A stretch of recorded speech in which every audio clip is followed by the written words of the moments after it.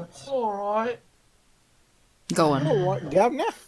Boy, I But sure that love the does- smell of D&D in the morning. Like, welcome back, nerds. We're up for another exciting domestic session with the Questing Beast tonight. It's like 1 week later than originally planned, but real life bullshit is a bitch. So, when last we left, Character interaction. My one weakness of many. you'll do it and you'll like it. All right. Yeah. So, when last we left our nerds, they were in Brigadoon still, celebrating their victory over the rat bastard, the ruler of that entire region, who turned out to just be a literal pile of rats wearing human skin. They celebrated the day, went around, explored a little, did nerd stuff, got buzzed a little bit. Then the party ended. They met back with their trusted tabaxi friend and handler they'd known for like 1 week, named Mitzi, who told them that her original plan had been to get back to Epton, get them support for the fight, but alas, nothing came. She did not make it there in time because demons. That's right. The earlier misadventure at Colleyfield, the town that ex-Magni member Eli Bell had gone and, caused all manner of shenaniganry with, his motivations being unknown, had somehow resulted in all hell breaking loose. Literally. Yeah. Yeah, you are echoing a little bit with that. It's only when I really raise my voice, though. Okay, either way. Let me see. And, okay, yes. They left the relative safety of Rockfort behind them, traveling through the desert for a bit, running into a really weird kobold sitting in front of a fire. It was a good time. He really creeped them out at first, though. Lightweights. So they left said kobold behind, questioning the sanity of anybody who would sit in front of a bonfire in the middle of the day in the desert. And so they I made think it their might be way. on something, some sort of Burning Man. Maybe. Burning Bolt. The only thing that would have been better if he was rubbing his hands and going, Jesus, it's cold out here in the burning sun. You don't All know that he didn't do that after you guys left. It's like, He is from a realm. He is from a realm that is constantly on fire. All right, so they made their way another day, had a successful night watch, arrived at the local roadside tavern Jack Ten Boots, where they met the eponymous owner, Jack Ten Boots, a scorpion centaur, and a couple of weird schmucks in there. I don't know, they weren't really important. Kyra saw Flumph again, that was fun. Told her that her crossbow that he'd given her back in session 1 had been upgraded a little bit, and she promptly thanked him by denying the event ever happened and passed out. It's like, just, wow, the things we do for people. As the conversation went on, they were met by a new friend, but I also mentioned that Grosk is currently out. She had business to take care of, and Tyrantus Terror is also out again tonight. But either way, who needs him? We had a new friend come in. In the form of Bruna, a tarantula centaur of sorts, who came in seeking the dastardly rogue Johnny Two Legs, who was found like 2 minutes later and then promptly crushed underfoot when a demon crashed through the roof. It was a fun time. They fought the demon, scared the shit out of it with Weird Al music. It was weird. And then they all made their way back to Epton, where they promptly had a series of repetitive conversations about people saying, "Holy shit, guys, what all happened? You're so great." I don't think that's how half of them went. No, it's not. They made it back all the way to their home for the first time in a week after spending so many nights out in the woods. It felt pretty good to rest. The next day, they were visited by the leader of said city, Agrona Gloomgold, who congratulated them and offered them, as congratulations for finding the lost city of Ronnet Rock in the Bunyan Woods, to upgrade their domicile, the museum, with a whole other new wing, free of charge. Ooh. Yes, okay, that's actually pretty accurate.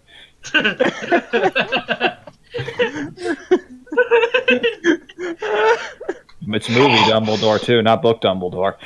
Look, God. Dumbledore was calm. All right, so Movie Dumbledore was gonna yeet Harry out the goddamn window. For context to the audience, I posted a gif of Harry, Oh, did you put I your showed name for it. the Goblet of Fire? I showed it. Ah. it is on the screen. All right, so, and with that, they were left basically inside of the museum with their new odd companions. Shalor, the mysterious Coatl / kobold, who's really from the infernal realm the demon came from, and basically got the hell out of Dodge, or the Dodge out of hell, basically. Heyo. Yo. I think that might just be the session title. Dodge out of hell. That's pretty good. And Bruna, the bounty hunter who offered to help them out of the goodness of her many-chambered heart. Because that's how arachnids work. Most hearts are many-chambered, though. Yes, I know. So, they were told to stay put for a bit while a cleric was called for.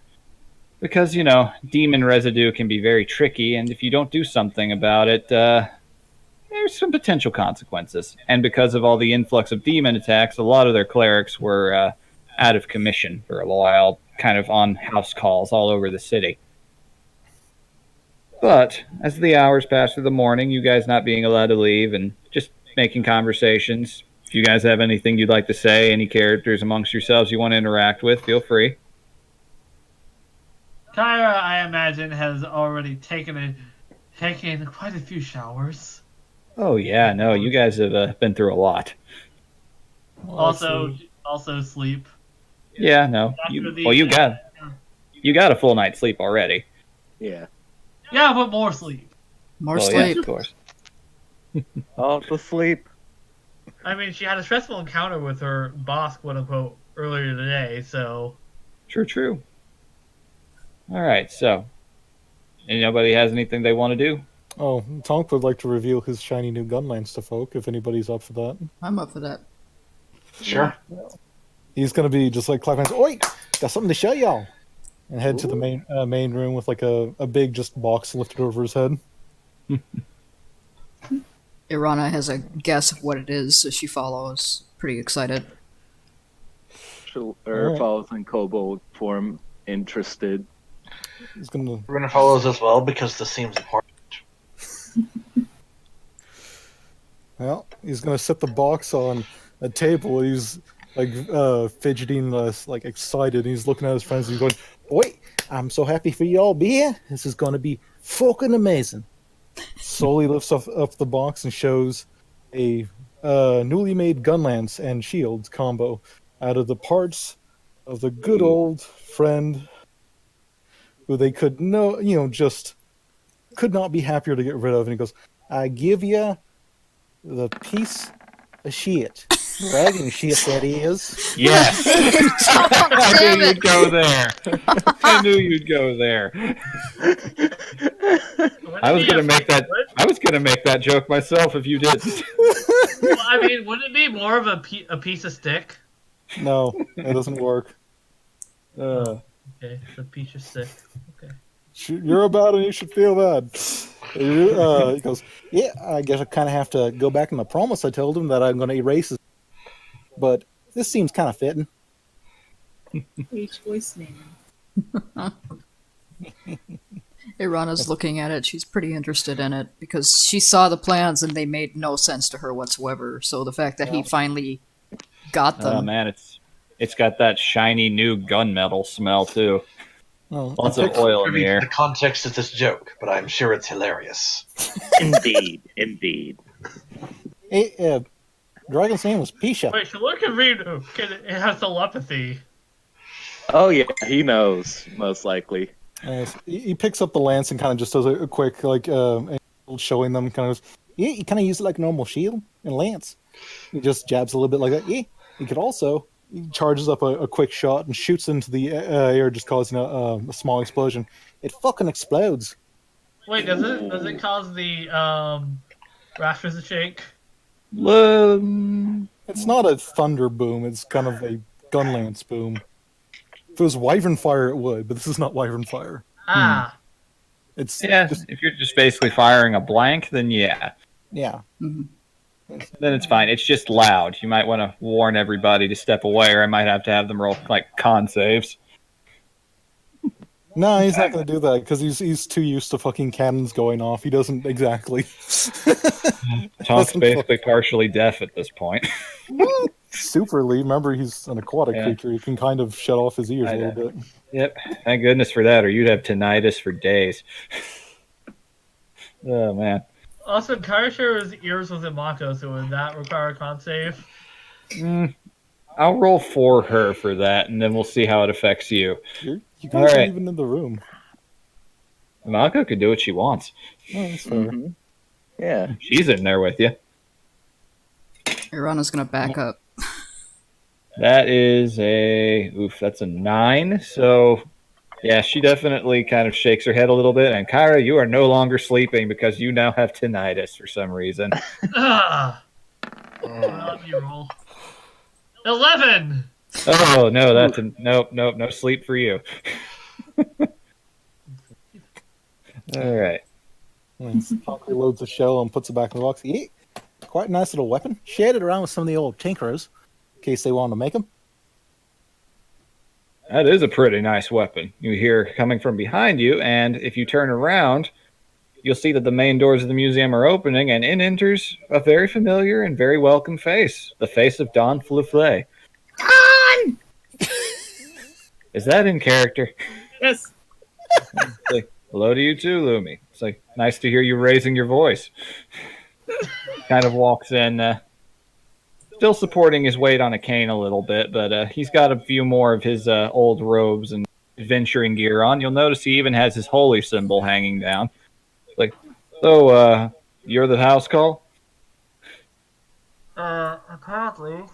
That was a joke. It's pretty obvious, isn't it? The lion. For the new folks here, Don Fluflé is Lion Tabaxi, whose fur is just meticulously coiffed to the point where it covers pretty much everything except his nose and mouth.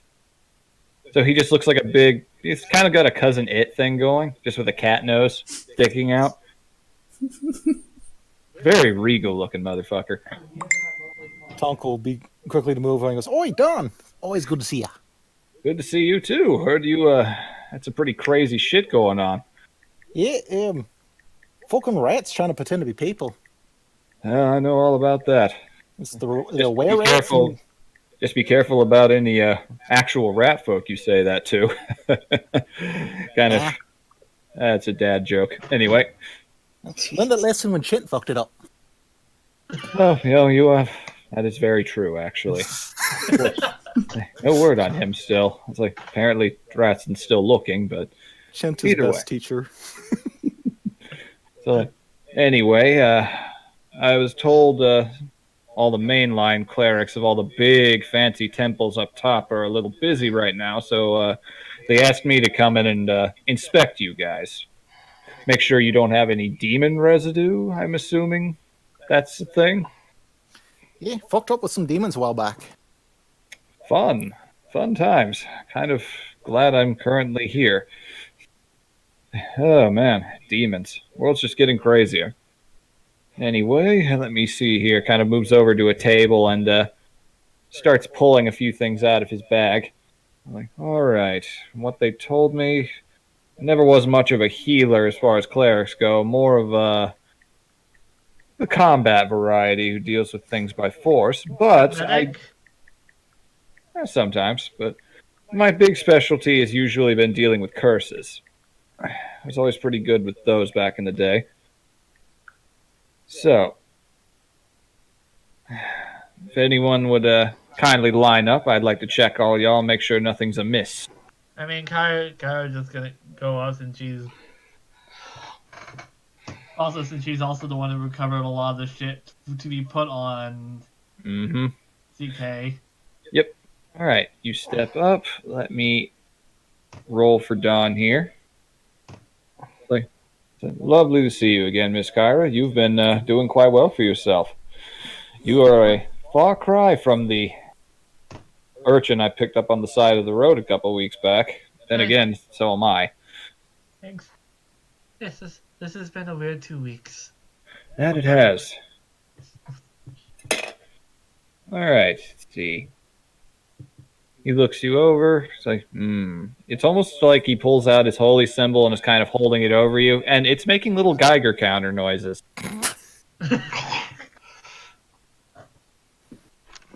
Lots of little crackling sounds. So, like, yes, I know it's a fascinating time. This.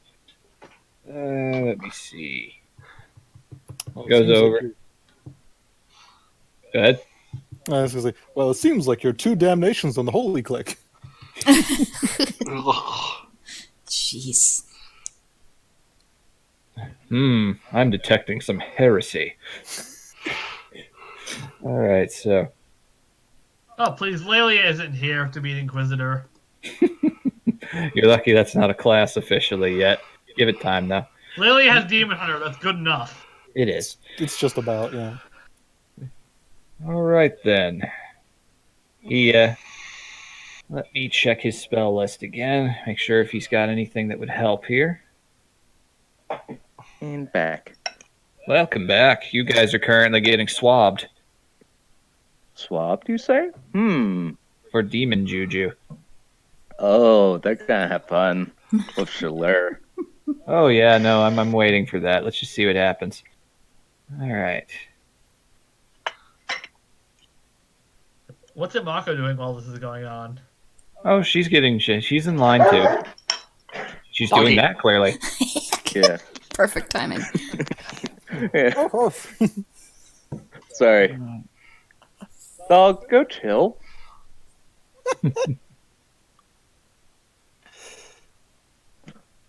Okay, yeah. She kind of looks you over. Hands kind of making a few little somatic motions. Just, okay, it appears you are clean. Thank goodness for that. I don't think I'd actually be capable of handling things if you weren't. Oh, okay. I'm not quite at 100% yet. Give me time. All right, next up is your... Imako just kind of paces up behind him and just gives a little up, head tilt. Just kind of tilts her chin upwards. Like, all right then. Okay, he checks her. Like, yeah, Fey ancestry. That makes sense. Yeah, picking up a few weird things there, but that's probably all that is. Makes a few of the same similar motions, reading through a scroll in the meantime, and writing down a few notes after each successful test. Yes, that basically is how it goes. He goes through all of you. Thankfully, the only one of you that actually got touched by said demon during the encounter was Tonk. And Shalur, since Shalur was. Yeah, but Shalur is going to be a little different. Yeah. Didn't Verna punch it? You did, technically, yeah. That is true. Yeah, so that would be a minor thing. All right.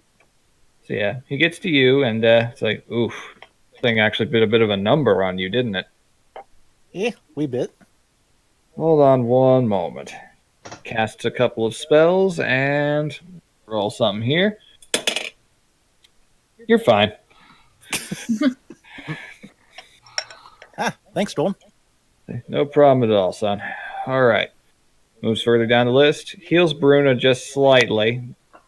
So, not much of a need there, but I am detecting a little bit. Better safe than sorry. You're a new face. Name's Don.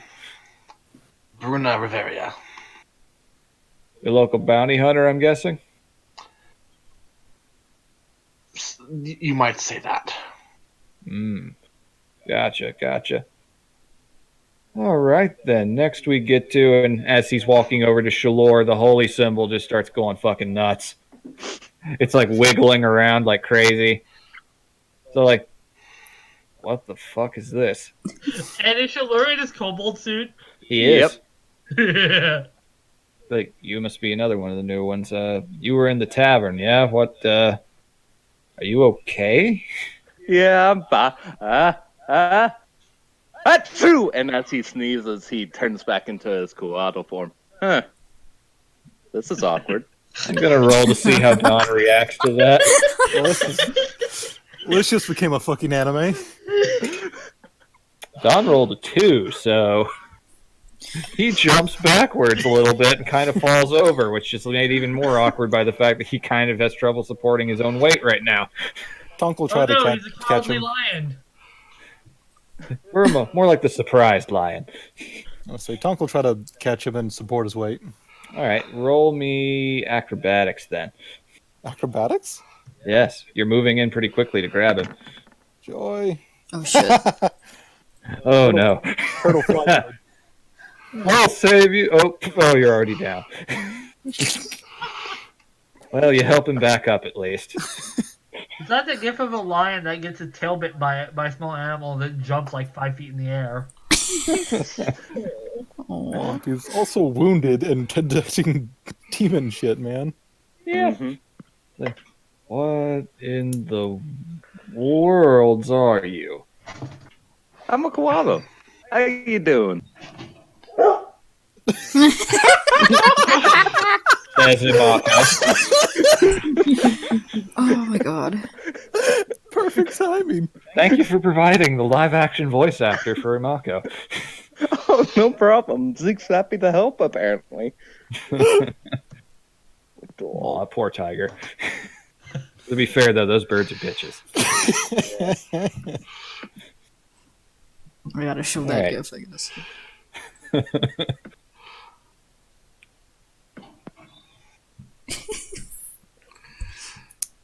Okay. Here's the better one.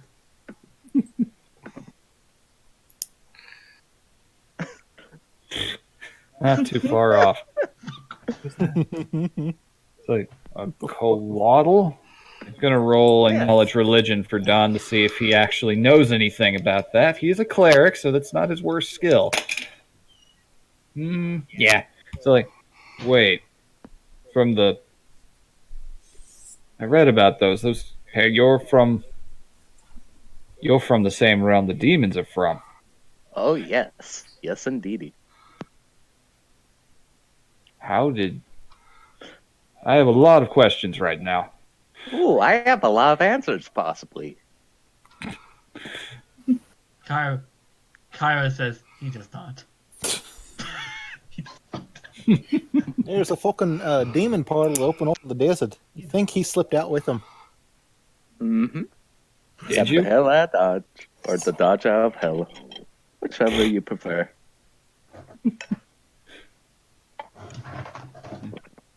He's a kinky little sausage. He's nothing but eyes. Not kinky. I meant. Ah, damn it. Well, it's canon now. I'm sorry. Yep.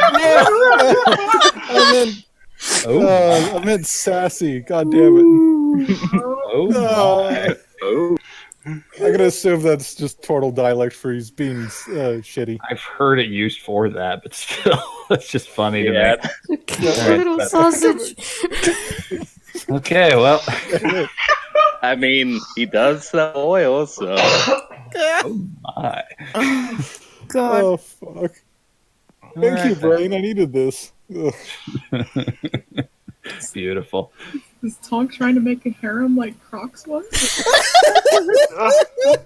Well, that's on him. Yeah. No, Alright. he doesn't care about that. Mm-hmm. That's Alright. Cox's thing. She's free to seduce the snack boy if she wants.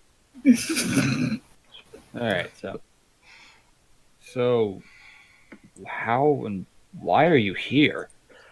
Oh, quite simply, the realm's going down. So it's like, well, I could stay here, wait for the fires to take me, or I could go through this mysteriously open portal. Possibly die, possibly not. I don't know. I took the odds. They worked out. Clearly. Well, what's your name, son? Oh, I'm Shalair. How you doing? Shalor. Okay, I'll try to remember that. Okay, how much effort does it take for you to put on that little kobold's disguise you've got there? I'd say he puts the koala form back on. Not much. Like, I would advise you to keep to that when you're out in public. There's quite a few people who are very fascinated in where you come from. There might be people like non-consensually plucking off feathers or scales, or some of them offering and asking to, dissect your corpse when you die, things like that. It's just like back home. Only back home you get people trying to slam your head in with a hammer. Or an axe, he says as he looks off into the distance.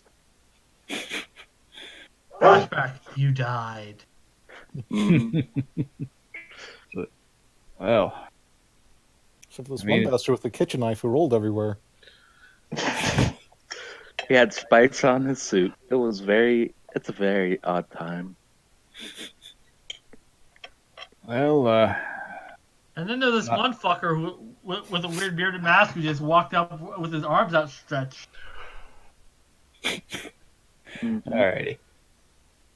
Don just kind of regards you for a moment, just, well, you people, you kids just, have a real knack for running in right in the middle of the weird shit that's happening.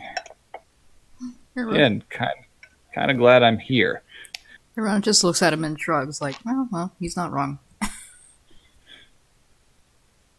Well, I will probably have to...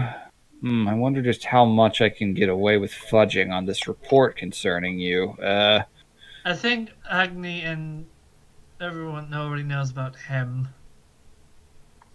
Do they, though? Pretty sure that he was in kobold form the whole time by last session. Oh, We yeah. We he talked was. to Agrona, and she knew what he was. Yeah, she knows at least, that's true. So, well, Yeah, we even told Agni everything. then you would have gotten the exact same advice that Shalor needs to try and wear that disguise when he's out in public if he can help it. Not until people tensions calm down a little bit. Either way, Don just kind of rolls up the scroll, writes down a few things. He's like, okay, everyone looks in order. It's like, now, while I'm here, let me see. Is there anything else? And while he's talking, the door just gets kicked open, and a green dragonborn enters in going, Don, holy fuck!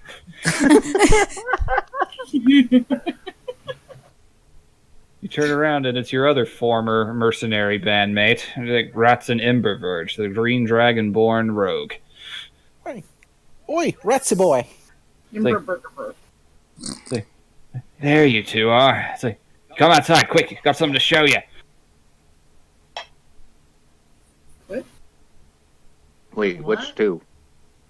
I mean, if you want to, sure, but it's not going to have quite the same emotional weight as it would be for these two, so, I mean, Tonks sure, why not? already moving. Like, all right, hold on. It's like, I wonder what it is, Imako says, just kind of eagerly trotting out. And Rotson's just very excited, kind of hops down the steps, like tips his non-existent hat at Statler and Waldorf, who are looking at him now. I imagine both of their scaled eyebrows are cocked. A little bit. And as you guys exit out the main doors of the museum, you see it down at the foot of the steps is a cloaked figure, a very tall cloaked figure. So, like, you are not going to believe who I ran into. So, like, all right, come on. Like, unwrap it, show them the surprise. It's like, I really don't know why you had me go through this. Literally, it's just an unnecessary number of steps here. You hear a voice, and you two would immediately recognize it. It's like, as the cloak comes off, it's Soren, your party wizard, the Kinku secretary bird that had just disappeared when everything went down in the quarry. Tonk is definitely going to run over and give a solid turtle hug. It's like, careful, brittle bird bones here. Hey, Soren, so good to see you. Fucking, I'm like, thought you were up to gone. your kneecap. I can't hurt you. That's true, though. I mean, that's always been true. You've broken people's faces. Well, I see. It's like, for those of you who aren't aware, you see, okay, I'm not gonna lie, it looks like a slightly more androgynous version of the Agretsuko character. The secretary bird. Yep. It's a very tall secretary bird person that is mostly neck, that has all their head quills kind of tied back in a little ponytail. Prettiest bird. Looks very studious. You cannot ascertain the gender at a glance at all. kind of looks you over. Just, But wouldn't Mako be able to via smell? no. Ah. This bird is a goddamn enigma. Schiller, And it appears that this is by choice. Schiller busts out the notepad. I see. Begins Ah. scribbling. The bird just kind of looks you all over. Just, I see you've all been busy. You live here? It's like, you were not kidding, Ratson. You were not kidding at all. I honestly did not believe you. Say, yeah, well, that's what happens. I mean, you've been living underwater for like, what, 2 weeks? Fucking what? How? Soren just kind of looks over at you, eyes half closed, and pulls up a spell book and opens it up to a page where in big bold letters using prestidigitation the words water breathing appear right overhead. I'm just imagining you can prestidigitate dumb fucks at the bottom of that. Intelligence check on Kyra. Feel free. Irana just kind of laughs. Yeah. Come on, Kyra. That's a savings. Come on. Is my intelligence working? Fucking cheeky asshole. Nothing showing. No, crossing base doesn't work. Oof. Oh, there it is. The first one's in that 20. It's the same. That was a save though, but That's a 12. So like, wow, what you're just kind of pondering. Now that you have wizarding skills yourself, you're all like, would that even work? Huh. Deku muttering intensifies. And Imako just kind of snaps at your knee a little bit, just like, stop that. That's rude. Mhm. It's like, yes, I was exploring the quarry when, well, everything went down. And by everything, I mean water. Rodson told me you lot escaped through the tunnel system with the remaining townsfolk, yes? we ran into some issues. Oh, like a Dead Iron City construct? Yeah, I think it's a fucker. Yeah, that. Yeah, I saw that. Kind of just a inky quicksilver puddle. Pulls out a little flask, and there's actually a little bit of that material in it. It's like, I was kind of excavating around for a while down there. I literally was blindsided by a sudden onslaught of water, but, you know, it's like, does the whole thing with prestidigitating, little sparkles and confetti coming out of their feathered hands, just wizard. Hey, it's fucking good to see you, Soren. Thought you might be gone. Yes, I've heard. The others are still all missing. Well, except Rund. We know what happened with her. She went up north. Probably won't come back unless we find her brother. But Yeah. I am in absolutely no shape to help with that. I'm getting used to breathing air again, and that's very interesting. But That was- I do come bearing gifts once I learned you guys have managed to do what you did. I mean, killing a Gru is no small feat, you guys. It's like, And then we killed a dragon. hold on now, what now? It like- wasn't a dragon. It was some sort of like I'm gonna Asian roll dragon. for Ratson real quick, because they've been out of town. Just fucking what now? It was a Piazza or something, but From what I can understand, he was quite the, looks at his notes, thick waffle. That's about right, yeah. Well, I mean, if you're all saying it, I've got no reason to doubt you. I mean, we've done plenty of crazy shit ourselves, right? Say, oh, and then some, and then some. Say, well, it's good to see this many of the misbegotten back together again, even if only informally. Still, there's plenty of room for you down here, Soren. I could always use some extra hands. They've got me doing cleric work, Dawn says. Like, really, you healing? That's a fascinating image, Dawn. Very counter to your usual approach of running in and smiting people.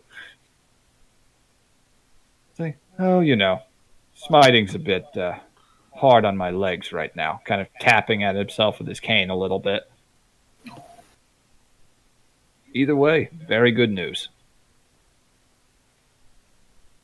Oh, well, don't mind? Why don't we see about getting you set up somewhere down here at the clinic for now, until we can find you a better place for yourselves. That's a good idea, Soren says, just kind of stretching a little. It's like, I'll need to find some work, actually. You know, looking up at the museum, I do know quite a bit about various magical relics. I could probably provide some aid there if you have need for a position there, but we'll see in time. So either way, it's good to see you all. You know where I'll be. Yeah, if you need anything, we'll try to help as best we can. Of course. All right, so your former merc band, now just kind of neighbors, all go off on their own now. Ratson is very quick to head back out on the road to see if he can find anybody else. You basically learn from what conversation you get out of him that Otzi is still pretty much just a lakeside, but he just found Soren camping out at the edge there a few days past. Just did not believe the story whatsoever.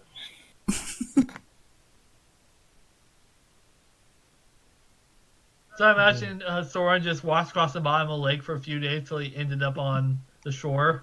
Pretty much. He was inside of the quarry pretty much the entire time. Just kind of went around excavating the different tunnels using water breathing. Just exploring around mostly. You learn a few other things from him, such as the fact that he tried going down deeper into the quarry's depths to see how far he could go, but the water started getting kind of viscous and slimy. Ooh. So he kind of turned around and immediately got the fuck out of Dodge there. That's an Underdogs reference, ladies and gentlemen. Yeah. The continuity. Alright, so. Continuity. Boom.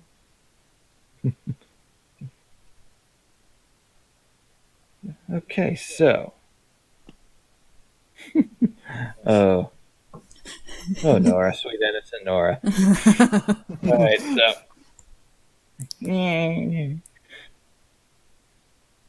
Tonk will turn and do like he'll try to do puppy eyes, which is be like these sad turtle eyes at Kyra. Like, can we hire her? Can we hire her? Are we? Why am and Kyra's gonna make like, why am I the one looking at curator duty now? You're the only one who knows about all this nonsense. Mm-hmm. Oh, God, I've I am. seen your thoughts. Imago just goes, well, I mean, if you want to ask about that properly, probably ought to get up with the guild or Agni or somebody. Maybe we can call for your Mitzi friend.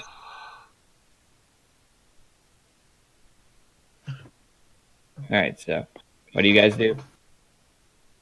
Also, do we have a mailbox or anything in this place? You do have a mailbox, yes.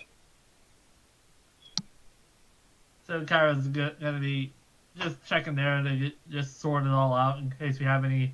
Oh, you're being summoned here to do this thing, or Nothing of the sort at this point. Paperwork. Determine not to pull in unexpectables and forget it for 3, 5, 8 sessions. Kyra's a college student. She knows that track. Well, there is nothing in your mail spot right now. There has yet to actually be a letter of any kind. Most of them have been hand-delivered. You guys are still relatively new. So, to the city, all things considered. We don't even have a publishing house advertising. Not yet, anyway. Himako comes in and he says into your head, just maybe you ought to ask about that if you want to get that started. Once they have your name, they never give it up. Mm-hmm. Do I want to be advertised by a spam mail? I love her. Oh, that's adorable. Alright, so. What's adorable? Indeed. She is adorable. Anyways, yeah, we should probably go back up to the guild and figure out Alright. now that we're all clean and we can leave. We can. Yep, you guys were given a clean bill of health. You are all free of demon juju. Except Shalor, but that is something that is kept on the down low. Alright, so. You guys want to head up to the guild? Yeah, figure out what to go from there and figure out. However many of you want to go or not, that's fine with me. Tonk will go. He loves the mercenary guild. Yeah, I'll go with, Alright. I guess. Unless Also, see what happened to the head they gave up to the guild to be. It's only been like a day, so. it'll take a while. Unless Chilur and Bruna want to go like around the city, then she'll go with them. I kind of do. Yeah, Alright. you might as well. The guild is up on the surface level of the city, so After you'll be last time, passing Kyra's all not going to break from the group. Yeah, that's true. Unless it's back directly home. Yeah, because last time you guys actually went off, I got ambushed by the Sandman. Alright, so. And a I was couple of having nightmares Yanti. of Sand Ape people. Of course you would. Alright, so. You guys all stick together as a group? Of course. You guys make your way to the central dais of Epton, which for the new folks in it is just a massive clockwork thing with a large amber crystal in the middle of it. Kind of rotates upwards in a spiraling pattern. You pass by there. You are currently on the 49th level of the Undercity, deep down underground. As you go up various other levels, you pass by a lot of different people of all manner of races, just walking around, doing their shit, just day-to-day humdrum. You pass by one particularly large section, the Undercity, where apparently most of the crime happens. Looks very urban by comparison. You pass them, you pass the Gnomish Quarter, where the houses are strangely spherical. It's like there's a big smell of industry there. Lots of smoke, lots of burning metal. You pass through up as you get closer to the surface. You do briefly pass the Mausoleum, which is a whole floor in and of itself. And What on earth is a mausoleum? It's a mausoleum and a museum. It's a mausoleum. Oh. You can both bury your dead and put them on display. Nice, nice. Well, I'm pretty sure only one specific dead is being interned there, but Specific. I would not be you surprised say. if there are mummies there too. if you guys wish to, sure, you can read thoughts, so you would actually see the image in your head here. Inside of the Mausoleum main entry hall is the massive diamond coffin of an enormous ancient silver dragon, Ooh. who is the keeper of the lore there, an old silver dragon named Alren, who died not a fair amount of time ago, a couple hundred years back, and chose to be interred there, inside of his study, which he then converted to a public library, basically, in his will, although a lot of it is still private. As I stare at this coffin, I can hear the screams of all the infants could have been repaired with that money. Alrighty, so as you get up close to the surface, you can start to get a feel and see the sunlight up ahead. The last level before you reach the surface is the bazaar, the second level right below the surface, which is just basically one giant open air market the size of the city itself in terms of width. All manner of businesses, the smells of like all different kinds of food enter into your noses, many of them quite new for you, Shulor. Doesn't smell like celestial aardvark at all. Mm. I wonder if it tastes better than the elephants. Clever. Yeah. Alright, so following your footsteps, DM. Following your footsteps. you're doing fine, dude. You're doing fine. You'll make some child cringe one day. Just you wait. You already make all of us cringe, so. Yep. Yep. Alright, so. It's my pleasure.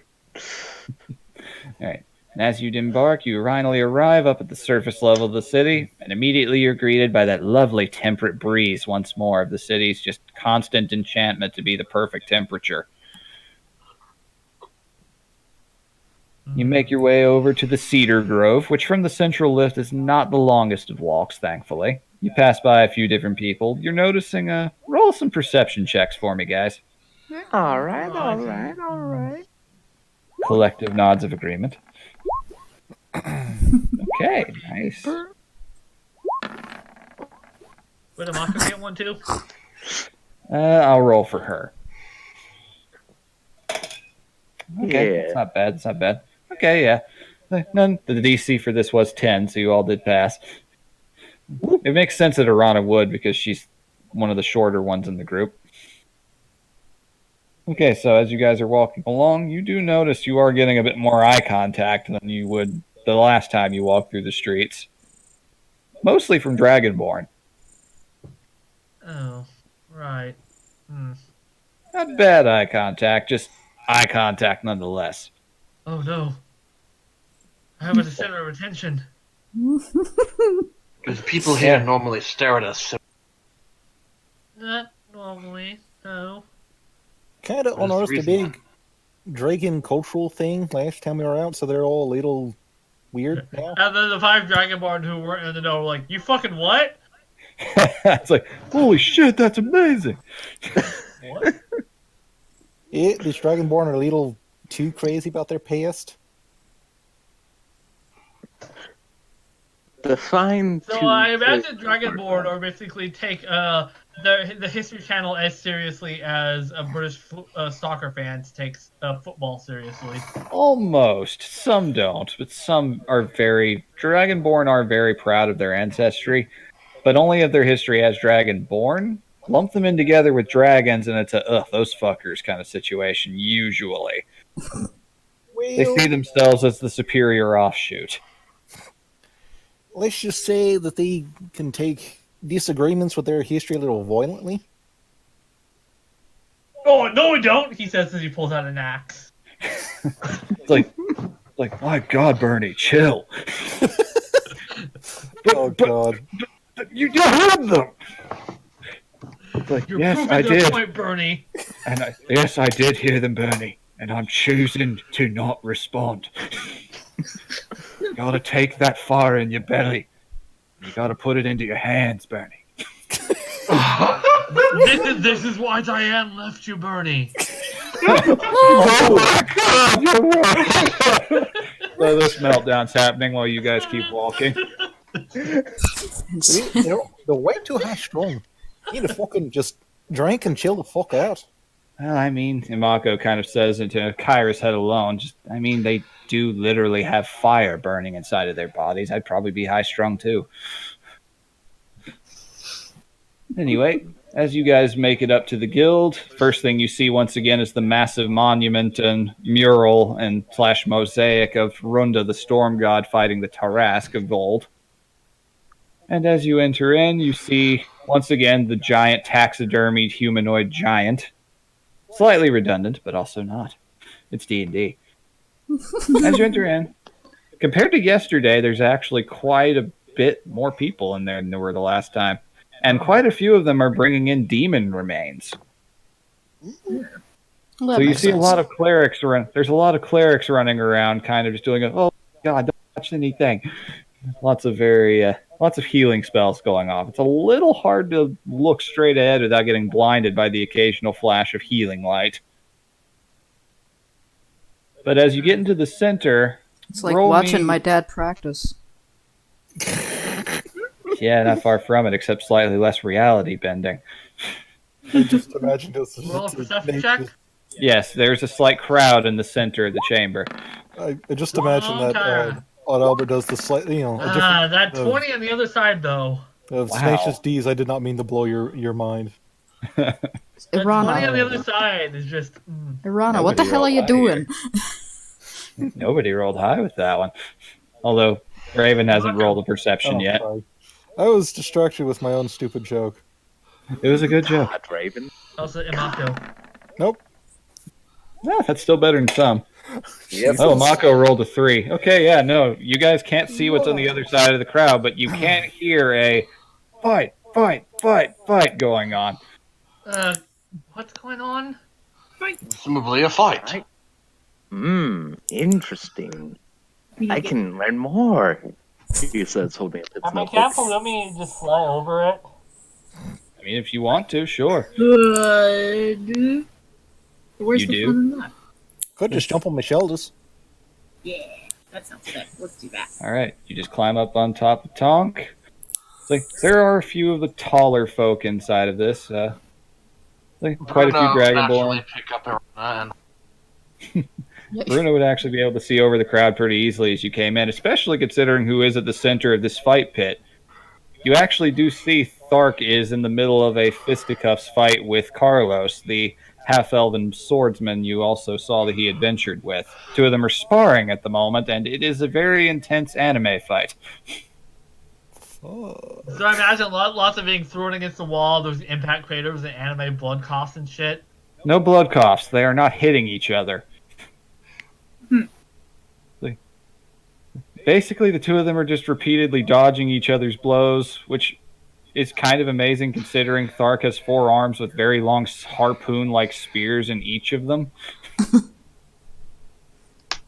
He is going after Carlos with everything he's got, but... Yep, nope. We meet It's like- again, General Karlobi. Not too far off. You'll notice that Carlos, the half-elven fighter, is not wearing any armor at all. He's actually just got a loose robe with most of his chest exposed. And he appears to be having the time of his life, just dodging any and everything like it's nothing. Okay, Sephiroth. No, he's having fun. Listen, Sephiroth. Exactly. Yeah, Nice. It's a, So- it's a, If you don't think it's over, Sephiroth had a Ken. I have blast this- beating the fuck out of Cloud, you are watching the wrong shit. Okay, that's fair. That is a little... It's over, Tharkakin. I have the high ground.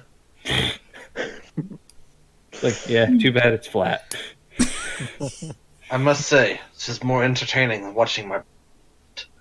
Mostly that consisted of simply shoving at each other, shouting, "Bring it," for 30 minutes. Yes, this massive 12-foot tall, 4-armed shark man is just you're starting to see some signs of a little bit of frustration. So like, why won't you just fucking sit still? It's like, because then you'd win. Hell, grade A douchebag. I love him. He's got a point, too. There is logic in what he says. I have no idea what's going on. The but one way to I beat like the Clark, sound of don't it. get hit. Yeah, but you'll notice there's no hits the guy can hit him with either, because literally Thark's reach is almost as long as he is tall. Like, and as they keep going, finally he draws out his blade, dashes forward, jumps on top of one of the spearheads, and rolling a dice. Oh, wow, that's a nat 1. Thark fucking clotheslines him with his wrist and brings him down to the ground. Oh, dear. Knew it! It's like, Just let go of the spear and grabs him by the face. yeah, basically. Oh, my God. So, like, what was the time? It's like, 1 minute. It's like, ha! It's like, and 2 seconds. Fuck. It's like, told you. Gets up, a little bit of blood coming out of his nose. It's like, it's alright. Broken noses are sexy. It's like, told you I could go a minute with you without striking a single blow. It's like, what happened to you, man? What happened? You used to be so easy. It's like, well, simple. I got beaten the shit out of me by you more than once. Like, all right, fine, fair point. Looks over. Hey, it's you lot. Way back. A wave. He wades through the crowd a little bit. As I've described before, the height difference with this massive shark man is very akin to a kaiju wading through the surf. Like, he is waist high with these people, and he's using his lower pair of arms to kind of scooch them out of the way. Just go back into town? Yeah, a little bit. Nice, just got back in myself. Took out, kind of gestures behind him a little bit, and you guys see on the other side of the crowd, well, I'm not gonna lie, it's a lot bigger than the demon you guys fought. Fucking hell. Is it a Valor? No, it's not a Baylor. They could not handle one of those. None of those have been seen. It is pretty massive, though. Compared to the skulls we recovered, how big? It is well over twice the size. What you're looking at looks like a giant bipedal. Well, it looks like a carnivorous ram on hind legs. Oh. And it's probably the better part of 20 feet tall standing up. Oof. I wonder if that was Timmy. I hope so. Timmy was a dick. Is Shalor saying that out loud? He's thinking it. All right. So Which you we all guys, hear. if he so chooses to project it outwards. But anyway. Sure, why not? So yeah, you guys all hear that. Like, if you guys want to roll a knowledge arcana, Shalori, you can actually. I would say you would just know. So let's see what everyone else rolls first. Ooh. Oof, that nat 20 on the other side. Ah, you kept me tonight, Dice. These are fairly accurate to in character. Yes. Yeah, none of them quite high enough to know exactly what it is, but Tom got a 17. yeah, still not enough for the amount of knowledge of the infernal realms going around. Just wanted to see if anybody actually would roll high enough for that. But Shalor, you know that this is something called a Goristro. Very large, powerful demon that kind of are like their world's equivalent of minotaurs in a way, only much bigger. Oh my fucking god, it's a Taurus demon. Not too far off. I see. Big, has a pair of horns, which are very blinged out, funny enough. It's like, yeah, this thing was fucking over a entire town all by itself. But, it wasn't ready for us. Ours just kind of fizzled out and disappeared. See, huh, that's odd. See, though I imagine this one might, though I don't know. Might be the way you killed it. It did get blown up from the inside, yeah. I don't know enough about all this demon tomfoolery to know how this works and how it doesn't. All I know is work to be had. So, Good show for killing it. much obliged, little kobold friend. You're new. What's your name? Name's Thark. Shalor. It's like Thark sticks out one of his hands, which is almost as big as your entire your entire kobold body. Shalor sticks out his illusion hand. Shalor, nice to meet ya. Hi. You Hi. don't have all that much of a grip there. Can barely feel you. I like being sneaky. It works out in the long run. Yeah, I've known a few like that. Nothing wrong with that. Whatever gets the job done. You're new as well, looking over at Bruna. Well, now, you look like you can handle yourself. So far, I have been able to. It is a pleasure to meet you. It's like always a pleasure. It's like always a pleasure to meet somebody with more than the standard number of limbs. Bruna counts her limbs and looks confused for a second. Well, in case you haven't noticed, most folk around here just come with 2 and 2, gesturing down to his legs and his arms. It has taken me many years to get used to just waiting for any one of them to topple over on their face. Yeah, I know, right? It's like just imagine watching them try to swim. How would that even work? I know, it's so stupid. Just look at them. They just flail around like, ah! That's kind of how it goes, yeah. Well, I mean, you look all right looking over at Tonk. It's like, the rest of you? Yeah, I'd pay actual money to see how long you could go. I just flew. Anyway, flight was fun and all, but I'm kind of itching to get a little bit more going, and I just lost a bit of money, so I might as well take a risk to get a bit more. So, wading back into the pits, anybody want to try and go a minute? Looking around at the entire crowd. Most of them are not willing. And for good reason. This man is kind of terrifying. He looks like a tiger shark with 4 arms and legs and giant harpoons and the teeth to match.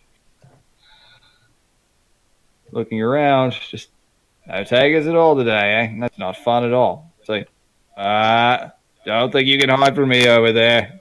Points one of his spears over, and you see Mitzi actually walking around the perimeter of the crowd. Ooh. Just, Oh, Thark, didn't see. Oh, you're doing the fight ring again. Yeah. And you're next. The Tabaxi just kind of blinks for a moment. Just, Doc, I have so much paperwork to do after the last job. Come on, you look like you could stand a some steam. Come on, just like the old days. I've still got them for you, like you asked. I don't use those anymore, Thark. You know that. Ah, come on. It's me. It's me. Kyra thinks, I think that's kind of the point. Why not? Oh, I love Thark.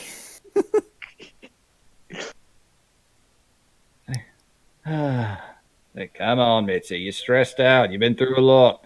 It's like we all know how much how great you were back in the day. Used to call you the Calico Typhoon. It's like, they did? It's like, well, I did. Sweet. Is that a form of wordplay? I do not follow. Calico is a type of cat.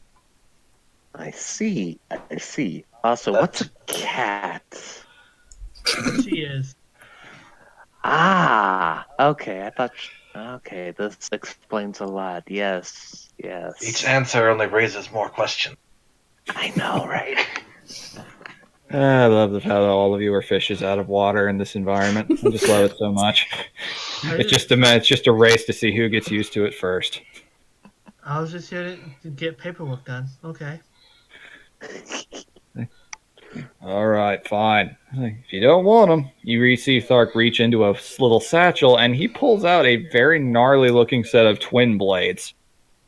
So, then I guess I'll just have to, it's like, ask somebody else. It's like, I know how much you loved using these back in the day. Fine, you win. 1 minute's the rule, right? She kind of wades in. It's like, excellent. Throws the twin blades to her, which she catches in midair. His ass. What did he do? It's just a cocky bastard. Oh no, you can actually see Thark is genuinely excited right now. He's like hopping a little bit, which is quite a sight considering he's like 12 feet tall. He pulls out his harpoon spears, which are almost as tall as he is.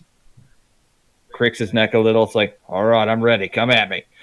It's like, Mitzi kind of tests the weight of the two swords for a second. Just 1 minute. That's all, right? It's like, then I can go on and do what I need to. Like, whatever you need. I'll even pay for your next meal. It's like Tabaxi's eyes narrow for a second, and roll perception checks, guys. Okay. Nice. Okay. Okay, yeah. Oof, 4. All right, Shalor, you're too short, and you're just kind of distracted by what's going on here.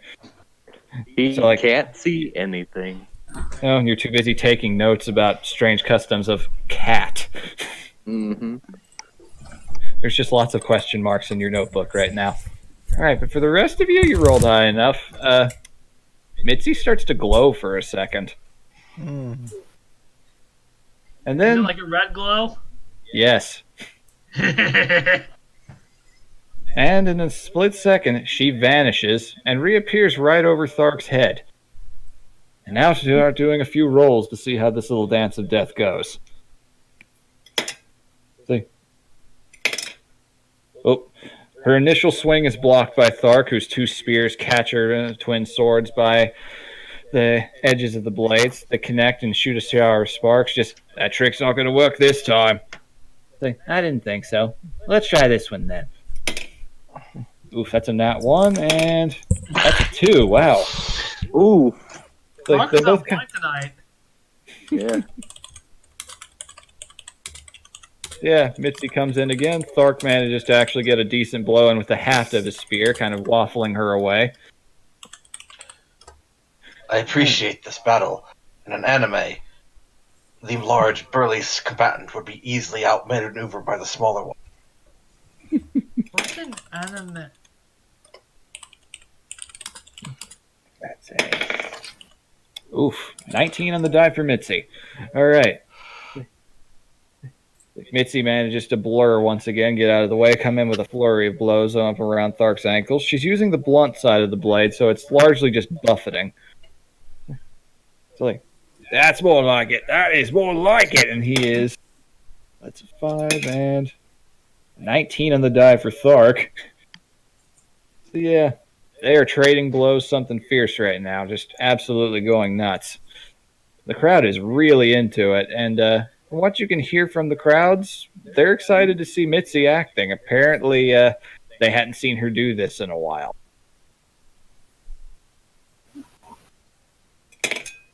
And, man, Thark just keeps beating her by 1. So, but in the end, as the minute comes to a close, Thark manages to pin her against the ground. Spear held up, just all like, once again. It's like, I mean, still though, that was the closest it's been in a while. Like, that was fun, thank you. Like, you're still gonna pay for the next meal, right? As Mitzi rises to her feet, just, sure, why not? I'm in a good mood. It's like, all right, that is excellent. And she notices all of you over there, so like, oh, hey, y'all. Kind of sheathes the blade, like, sorry you had to see that. That's not something I really do as much anymore. A little too old for it, honestly. It was impressive. Well, thank you, hon. Very impressive. Yeah. Mhm. No one's ain't too old for anything. Well, tell that when you start getting arthritis. You should tell that to me now. It does. Almost on her deathbed, and she was threatening people with curses. Mhm. You sound like you came from a pretty fun family. I'm all about that. Speaking of which, actually, I wanted to run something by all y'all in a minute. Gonna come down and visit you after this. Well, you see, we didn't really get a chance to get acquainted all that well before everything with the rats and the myconids, so wanted to invite y'all out one night. My brothers are actually playing up at the nightclub Cassidy Blues at the end of the week. It's their open mic night, so anybody can come in, but if y'all are willing, get a nice little taste of Epton's nightlife. That sounds fun. Nifty. Nightlife, drinking. It's not a bar, Kyra. She looks over at you. It's like, I know you got your reservation Kyra didn't there. say that out loud. That's just. It's like, Imako is going, just kind of like, that sounds like a nice enough time. Do they allow pets? Can you ask her that?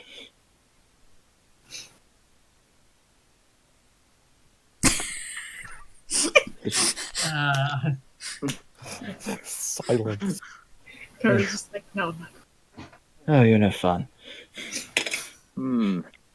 Question, Mrs. Mitzi, was it?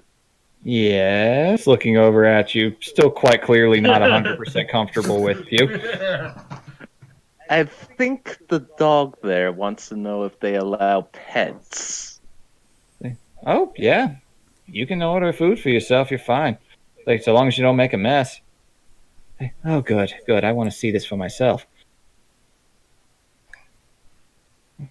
It's not really a tavern or anything. It's more of a slightly higher class place. You can order drinks, but it's more of a nightclub.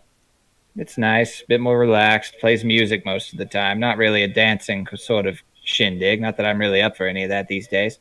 Bruna perks up. Drinks, you say? What kind? Oh, pretty much anything you fancy, so long as you don't mind a spike of grung poison in them.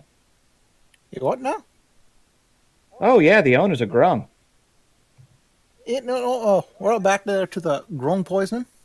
Oh, it's heavily diluted. Gives it a very unique kick. Ah, okay. I heard a bit about that.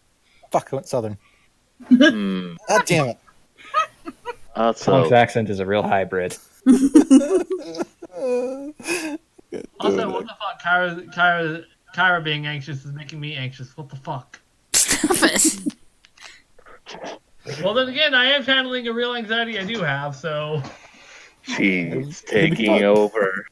It's a very old, very historied nightclub with a lot of interesting stuff from across the city, so I like to take people I work with there at least once, show them around. I can learn And about like this. that, the anxiety is gone. Just so you know, Mitzi rolled a very high insight check on you just now. I Kara's could learn not good about at this. hiding anything. Except Rest easy, yourself. Professor. The apes cannot find you. How would Yeah. you know about that? We told her. How I mean, she saw your reaction to the Barlgora. Ah, how would The I? whole thing how where would you I not step back know going, that? nope, nope, nope, nope, nope, nope. Almost Homer Simpsoning through a wall. went back as far as I could go and just taking pot shots. Okay, so y'all wouldn't mind. It's like, you can go, you can order whatever you like. She points over at Thark. His treat. Ooh. Oh. Well, shit, if you're gonna do that, I've gotta come too.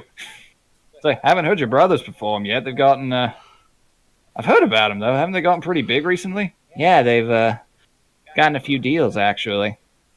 Right on the verge of making it really big, but this is where they got started, so they wanted to come back and, get back to their roots a little. Remind people where they came from. Rubbish in everyone's faces. I understand.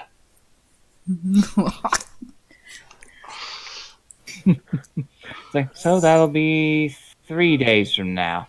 If y'all wouldn't mind, I'll come down and pick all y'all up for the event.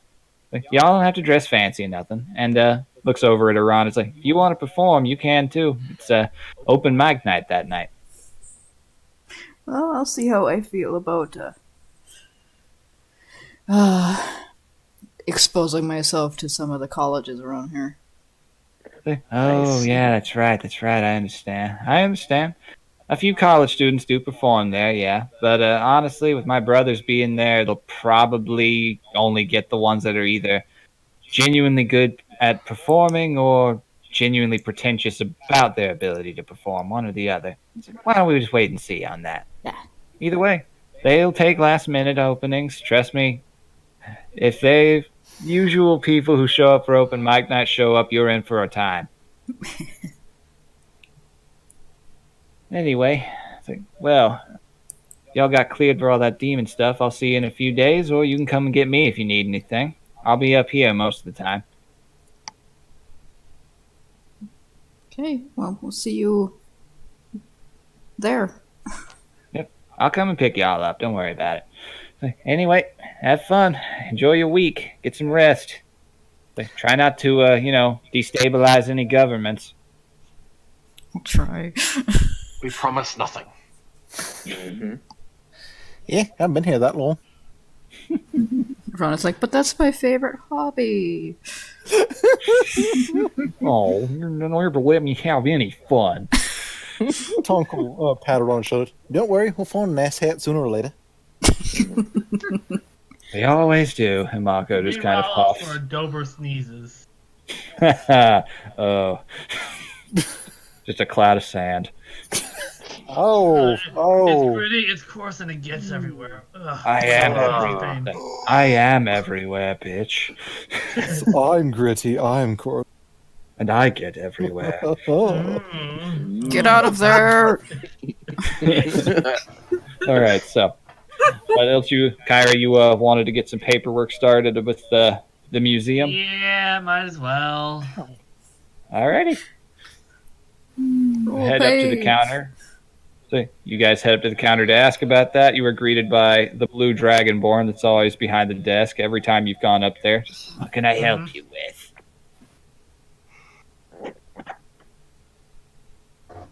Fuck, I forgot what kind of paperwork. I understand. Well, I just know that there is some paperwork involved about employees or new additions or new members. yes. I get it now. Yes, now I get it. Okay. Pulls out a few papers. You're registering, points over at Bruno Schuler, these two under your current banner at the moment, assuming that's what they'd like anyway. How do they want to do that? I would be honored to be registered with you.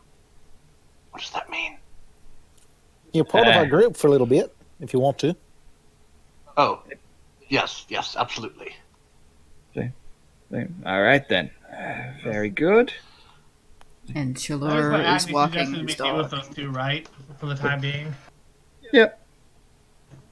Right. Shalor is just kind of Bethesdaing off into space right now, but you assume he agrees. His feet are kind of halfway sunk into the ground. He's walking in place a little bit. People are looking like, what are you? It's like he starts doing that weird thing where he shuffles and his arms start to spaghetti out a little, but then pops back right into normal frame. Then he T-poses. Yep. There's a T-pose for a moment. And they're all like, oh god. He ran afoul of some wild magic. It's the story, and I'm keeping to it. Ah, gotcha. Okay, wild magic, wild magic. People just murmur and kind of back away and go back to watching Thark fighting against somebody else. He's actually fighting 3 people at once now. Anyone we know? Nope. All a bunch of randos. A tiefling, an undead monstrosity, and a cat person.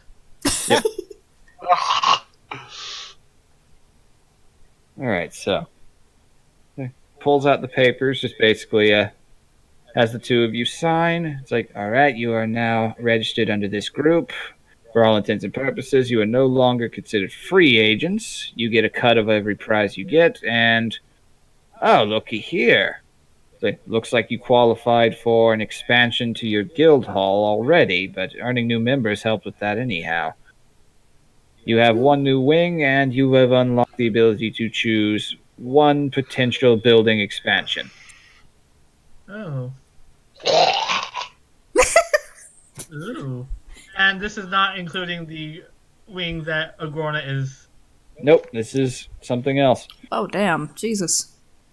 Oh. Can't we talk Oh. about wow. the place for the animals? Probably wise, yes. A stable space of some kind? Okay. It's like, how large are we going to need it? Well, we have a Ceratosaurus and at least a raptor. Fairly and exotics. All right, then. Writing that down. And I assume this Ceratosaur is tame? Yes, he is the mount of our lizardfolk companion who's no longer here. No longer here? She's temporarily away. Ah, of course, of course. We all have our own It's been business a to long handle. week. I don't blame you one bit. It's fine. It's like, I'm just here to help make sense of everything that you bring forward and make things as easy for you as possible.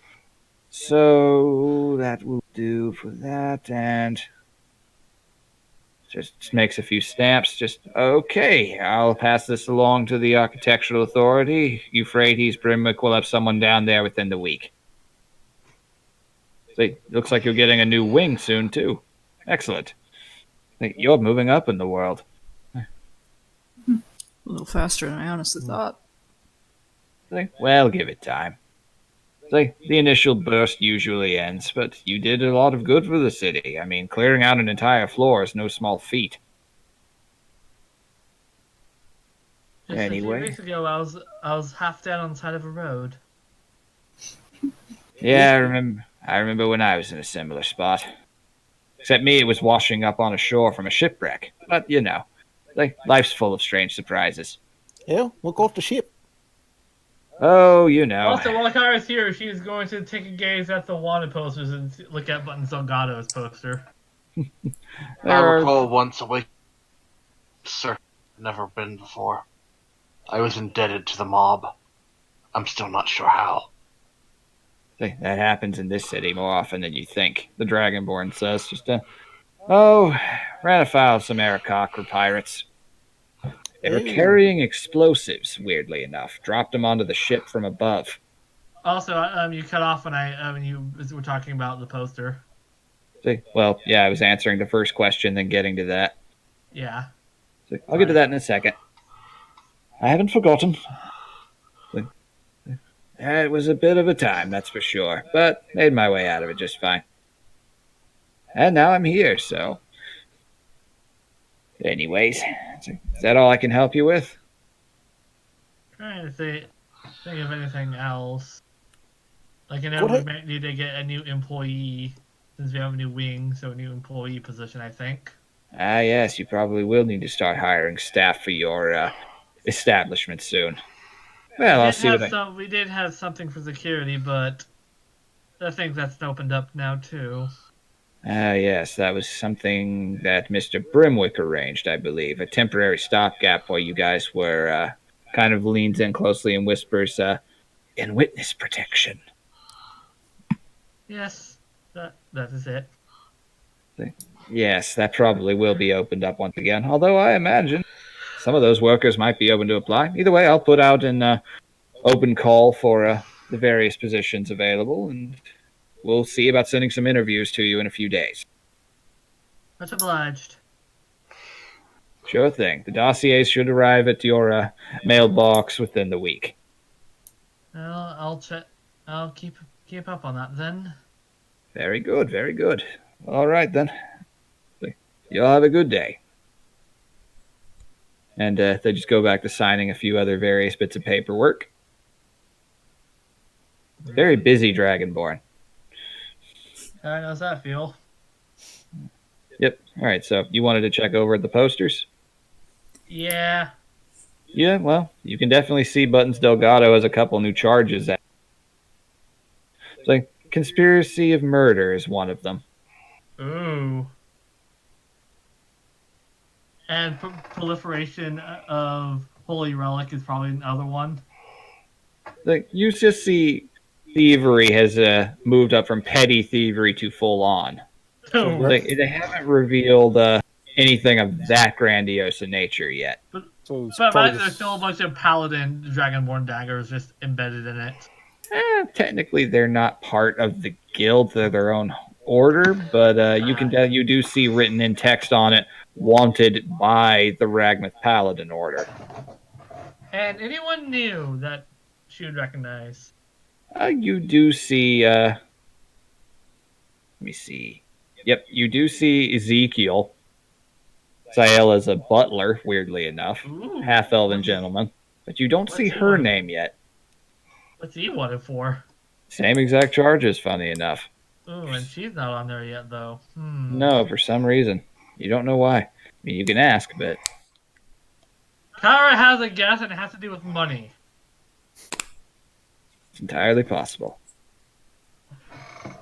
All right, so with that business included, the day and the city are yours. If there's anything you wish to see or anything you wish to do, that's on you. Just run it by me. I've got the city built.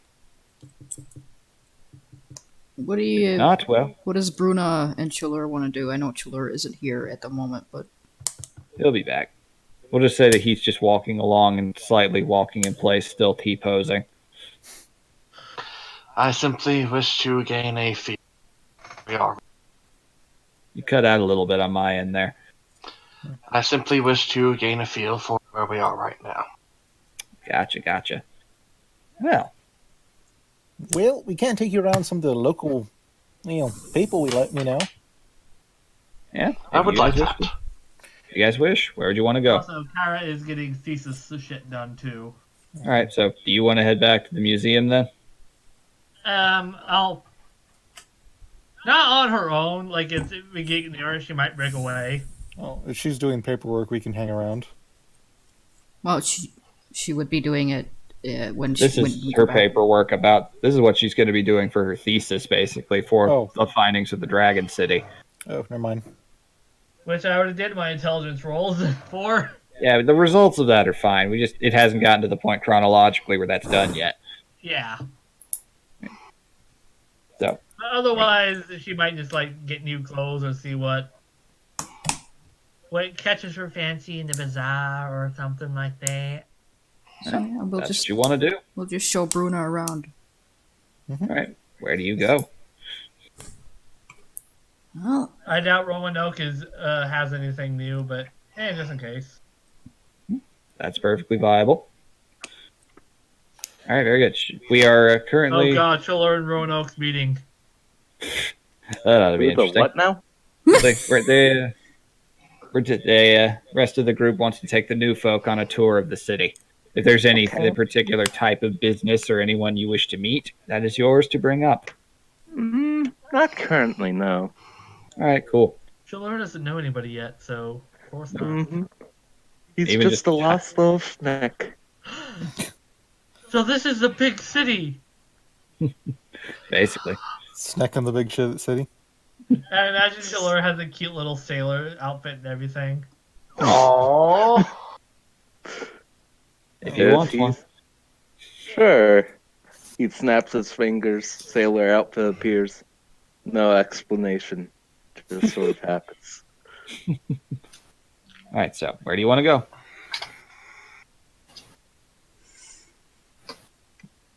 I got nothing. No sort of market you want to go to, like magical goods or food. Nope. Some probably good Nah. fishermen down the markets. Nah, I'll just follow you lot. Something will probably pop up. Like your style. Thank you. How about you, Bruna? Anything place you want to go? I simply wish to gain a feel for Maybe we just tour the markets and see if anything just comes to your taste. Window That sounds shopping! good. Oh, Window God. Window shopping. Lumi yells window shopping. She's already at the lift down to the bazaar. We see Tonk have like a Vietnam flashback. Just go, oh God. Mm, It's like, I'm sorry guys, this is what we're doing for the week now. mm. When- Ragmas, have mercy. So All we're replacing the glass planes that cover these open areas on the front of this. He looks at his notes. Museum. That's what window shopping is, right? No. What is In a not? sense, he's not must wrong, educate Imako says. Must educate fellow kobold. Must learn joys. Alright, so How do You you not guys- know what shopping is? it's like, you know, commerce, sales, Commerce. buying, selling. And just Yeah. you guys just see a flashback of him going towards the chest growing arms as he approaches. Nope. And he turns away. Dear Lord. Alright, so you guys make your way down to the bazaar. It's like, and let me see here. It's like you're immediately greeted once again. The bazaar just smells so good. It's like every kind of street vendor you can imagine. You're just smelling all manner of different types of cooked food. The first is there any- thing Irana does is she grabs Chulur and Bruna both by the hand and tugs them so she gets their attention. And she points at the eye of the beholder and says, "Nope."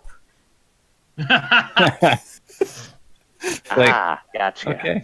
The two new guys, roll perceptions for me real quick. Alright, All right. instinctively looks back at it. Oh no, don't do that. Rolling perception. Okay. Oh, Just high enough for Shalor's case, not for Bruna. Bruna just looks like a normal store. It's like with a big marquee of a beholder that's kind of moving in a clockwork fashion.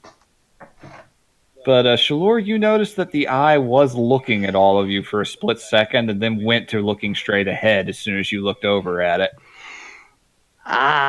Okay, yeah, nope. Nope. I imagine- do not follow at all. Nope. It's like, I don't... There's like, Imako's like, I'm confused. What's... And then she gets Kyra's memory flashbacks, just, oh no. She shares a Vietnam face.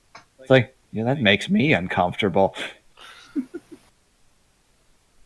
Alright, so other things that are on this floor of note that you guys have been to before, there's the Spotted Arms, the weapons dealer, and there's also The dog, pet store. apparently. Yeah. There is also the Flailing Snail, the tavern you went to the last time. 1 second, let me go calm. Let's have Shalur go calm that dog. 1 moment, please hold. Roll animal handling. Hope you roll high. Alright, so 1 second, please hold. I don't think I need anything else in the way of. Well, is there of the food vendors? Is anybody selling jellyfish? roll perception for me. Yeah, yes. What does Because always- Mako want to do? And Mako's just here to hang around with the group. Ah, damn. She's being dog social. Yep. Unfortunately, no, you do not find anything like that. You do find a few other, a bit of food from the Nykus Isles, but nothing particularly endemic to your own culture, unfortunately. Which is sad, because Lumi did manage to find some before, so you know some of them are out there. Lumi, white where whale was is- it? Lumi, I need you to tell me this. Like, Yeah, I he need grabs you her to by tell me. the floof and just starts shaking her. Like, I need you to tell me where they are. I got a Where is need, it? Lumi. I got a need. Where is it? Got a taste, got a fever. Fever that can only be described with jellyfish. Kara's just gonna be looking around to see if she finds anything that might interest her or her piss wizards or. All right. Which Ugh. no, she keeps throwing fucking jack and shit on her perception. Yeah, there's a lot of lower rolls tonight, and that's fascinating. I'll look around too. 20. Okay. Oh, of course. The person with no goals. Why not? All right. Oh, I noticed- You managed to find the jellyfish stand that Tonk was looking for. I just pat him like as far as I can reach up his arm and point at it. The dog is calm. Good. You rolled high. Yeah, Tonka's gonna motion to the two guys. Oi, got a fucking delicacy over here, jellyfish. Are they like fried or anything special? Oh, there's all manner. They've been baked. Some of them have been sprinkled with powdered sugar. They've even made jellyfish cookies. Yeah, The counter is run by a turtle. It is a soft-shelled turtle. ooh. Tonka wander over there. Oi, hello there, mate. Oi, mate. What can I help you with? Yeah, I see you selling some fine cuisine here. Like, only the finest. Oh my god, it's an Aussie off. Oh, I'm going to lose. Crim does a much better Aussie. What manner of jellies can I gel you with? Use the man I should have seen in the beginning. Like, yeah, suppose you should have. So, what in? Like, Well- you seem like a fellow of distinguished taste. What you fancying? I got all manner. Well- Got blue bottle, got moon, got lion's mane. Ooh, blue bottle. Got a case for the old spicy stuff. Oh, I knew there was something special about you. Hold on one moment. Same thing I did. You started tipping southern. Imagine Ruby's face. Oh no, Well, there's as I have said before, Australia is just South English. I know. You never had a problem until you tried to turtle. Well, I'm just imagining that as their accent now. It's just mixes of Southern and Australian. Oh no. He pulls out a very nice, fresh blue bottle jellyfish. Oh, that is a beaut. It's like, yeah, it sure is. It's like, got brought out just about a week ago. It's like, managed to keep it in good storage. So, how'd you like it prepared? What you recommend? Frankly, I'd eat it raw, but I don't care. It's like, he just kind of points at you, does a little wink, pulls out a pair of knives, and I'm going to roll for this fellow. Yeah, not bad. Yeah. They start dicing them up and frying them. Oh, it smells heavenly. Oh, yeah. And he hands off a bag of blue bottle chips. Oh. Like, Nice. it's like, come with our own sea salt. Of course. Like, anything you want to top them with, got plenty of sauces. Ew. I won't say to a taste of one of them dark sauces from like the Easterns. Called it? I don't fucking remember. It's like very tangy. Well, let me see what I can do about that. They call it. It's named after some weird plant. Bane? I don't remember. Hey, ain't ringing a bell for me, but I'll see what I can do. Kind of pulls out a darker sauce, just kind of sniffs at it. It's like, this smell all right? What is this? What is it? It is, by all standards and definitions, it smells very soy-like, with a little bit of a steak sauce quality to it. Yeah, I think this is about it. For that. All right, then, just say when. Just starts pouring it on. After about a good battery, he goes, "Ween." It's like, nice. It's like, there you go. That'll be 5 silver. Dunzo. It's like, boy, it's like, you have a bogan day now. One more thing. Buy a bag of them cookies for my mates. It's like, oh, yeah, another 5 silver. No problem at all. No problem at all. It's like, Dunzo. Figure this may be a little more palatable for the folk who can't handle the jellies.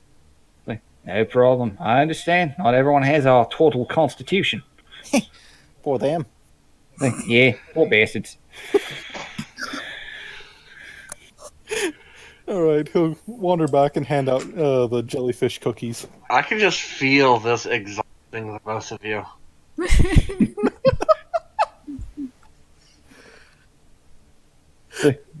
I do my best.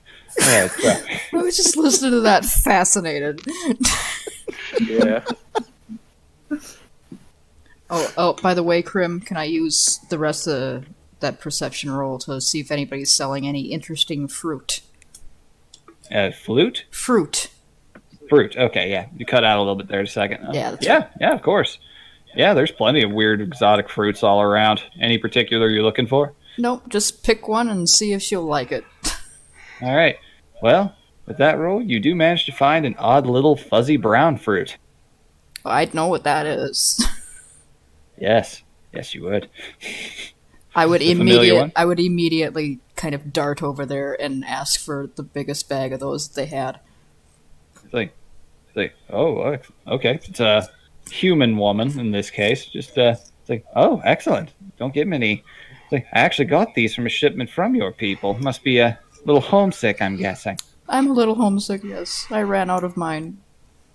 Oh. Hold on one moment. Just kind of bags up one of these they have.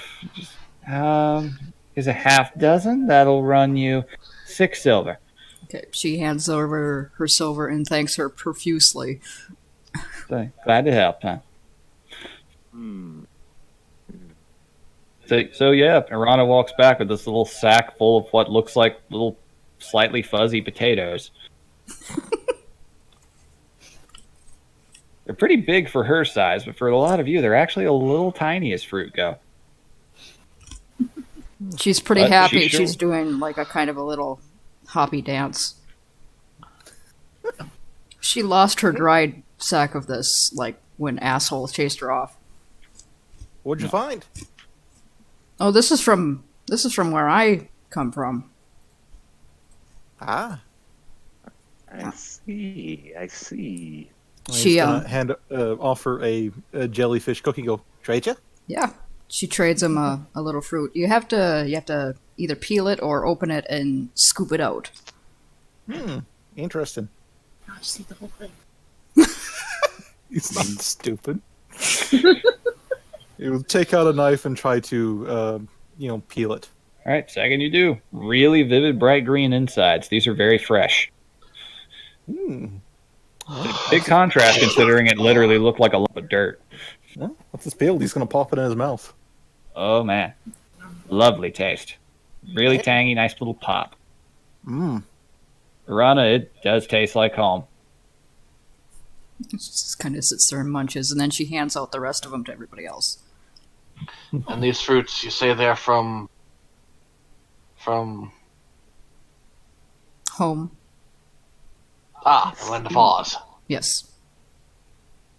Interesting. Very interesting. Yeah, you all taste this surprisingly sweet, dirty fruit. Could make a good sauce out of these. Mm-hmm. Out of character, I actually really freaking love kiwis, but I hate peeling the little bastards.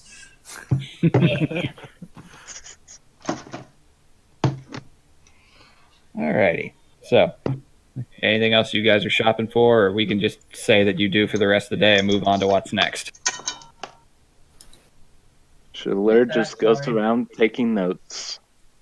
Oh, no one has a thing to do. Tonk would like to check in on the tinker dude who he shared the Alright. Gunlance What blueprints I with. missed because dinner happened.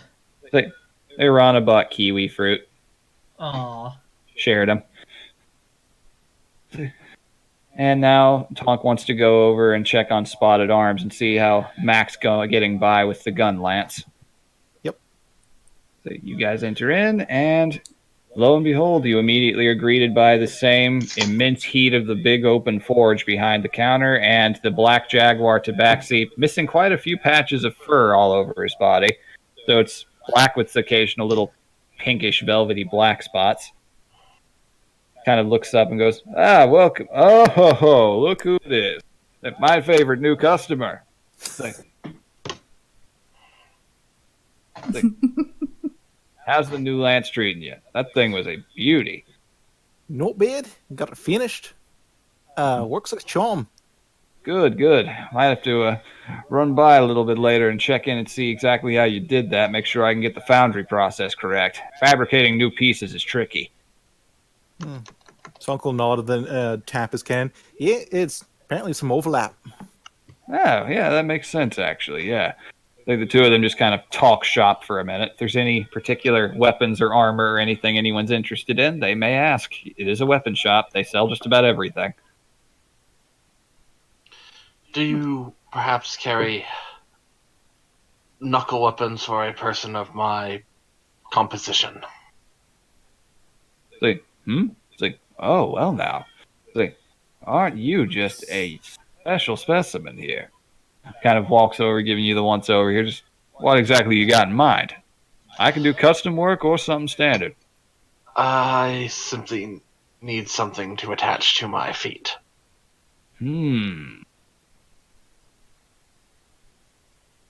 I will see what I can do about that. It's like, that is going to be a custom order most likely, but I'm sure I can come up with something in a few days. We'll see about if I can get a mold going. See about, just kind of starts muttering to himself a little, just kind of looking down at your spider legs. Okay. Tell you what, I'll run a price by you later. See if we can work out some kind of deal. But I will see what I can do about even testing and seeing if that's possible. Much obliged. You have to be a little careful because if you cap the bottom of it, you won't be able to run on walls. Very true. There's a lot of things to consider there. Maybe kind of like a ring or strap around the base of it, and then like a blunt or spiky surface that goes over, something like that. They're both just nerding out over there. Like, Mac just snaps his finger and looks over at you in a "this guy" kind of way. This my man. It would require some sort of reverse sandal, I imagine. I'm sure I can come up with something. Just Anything come back. on interest Kyra, like a helmet or anything of her needs? Well, what you got in mind? At least another buckler, so since Kyra just wields nothing but light one-handed weapons anyways, she missed nothing out, so Yep. And he's got all manner of different types of equipment, but pretty much the majority of it is straightforward armor. Anything that's made to look civilian or decorative or anything would be a custom job and probably take a little bit longer to make. yeah, so she's just browsing then. Okay.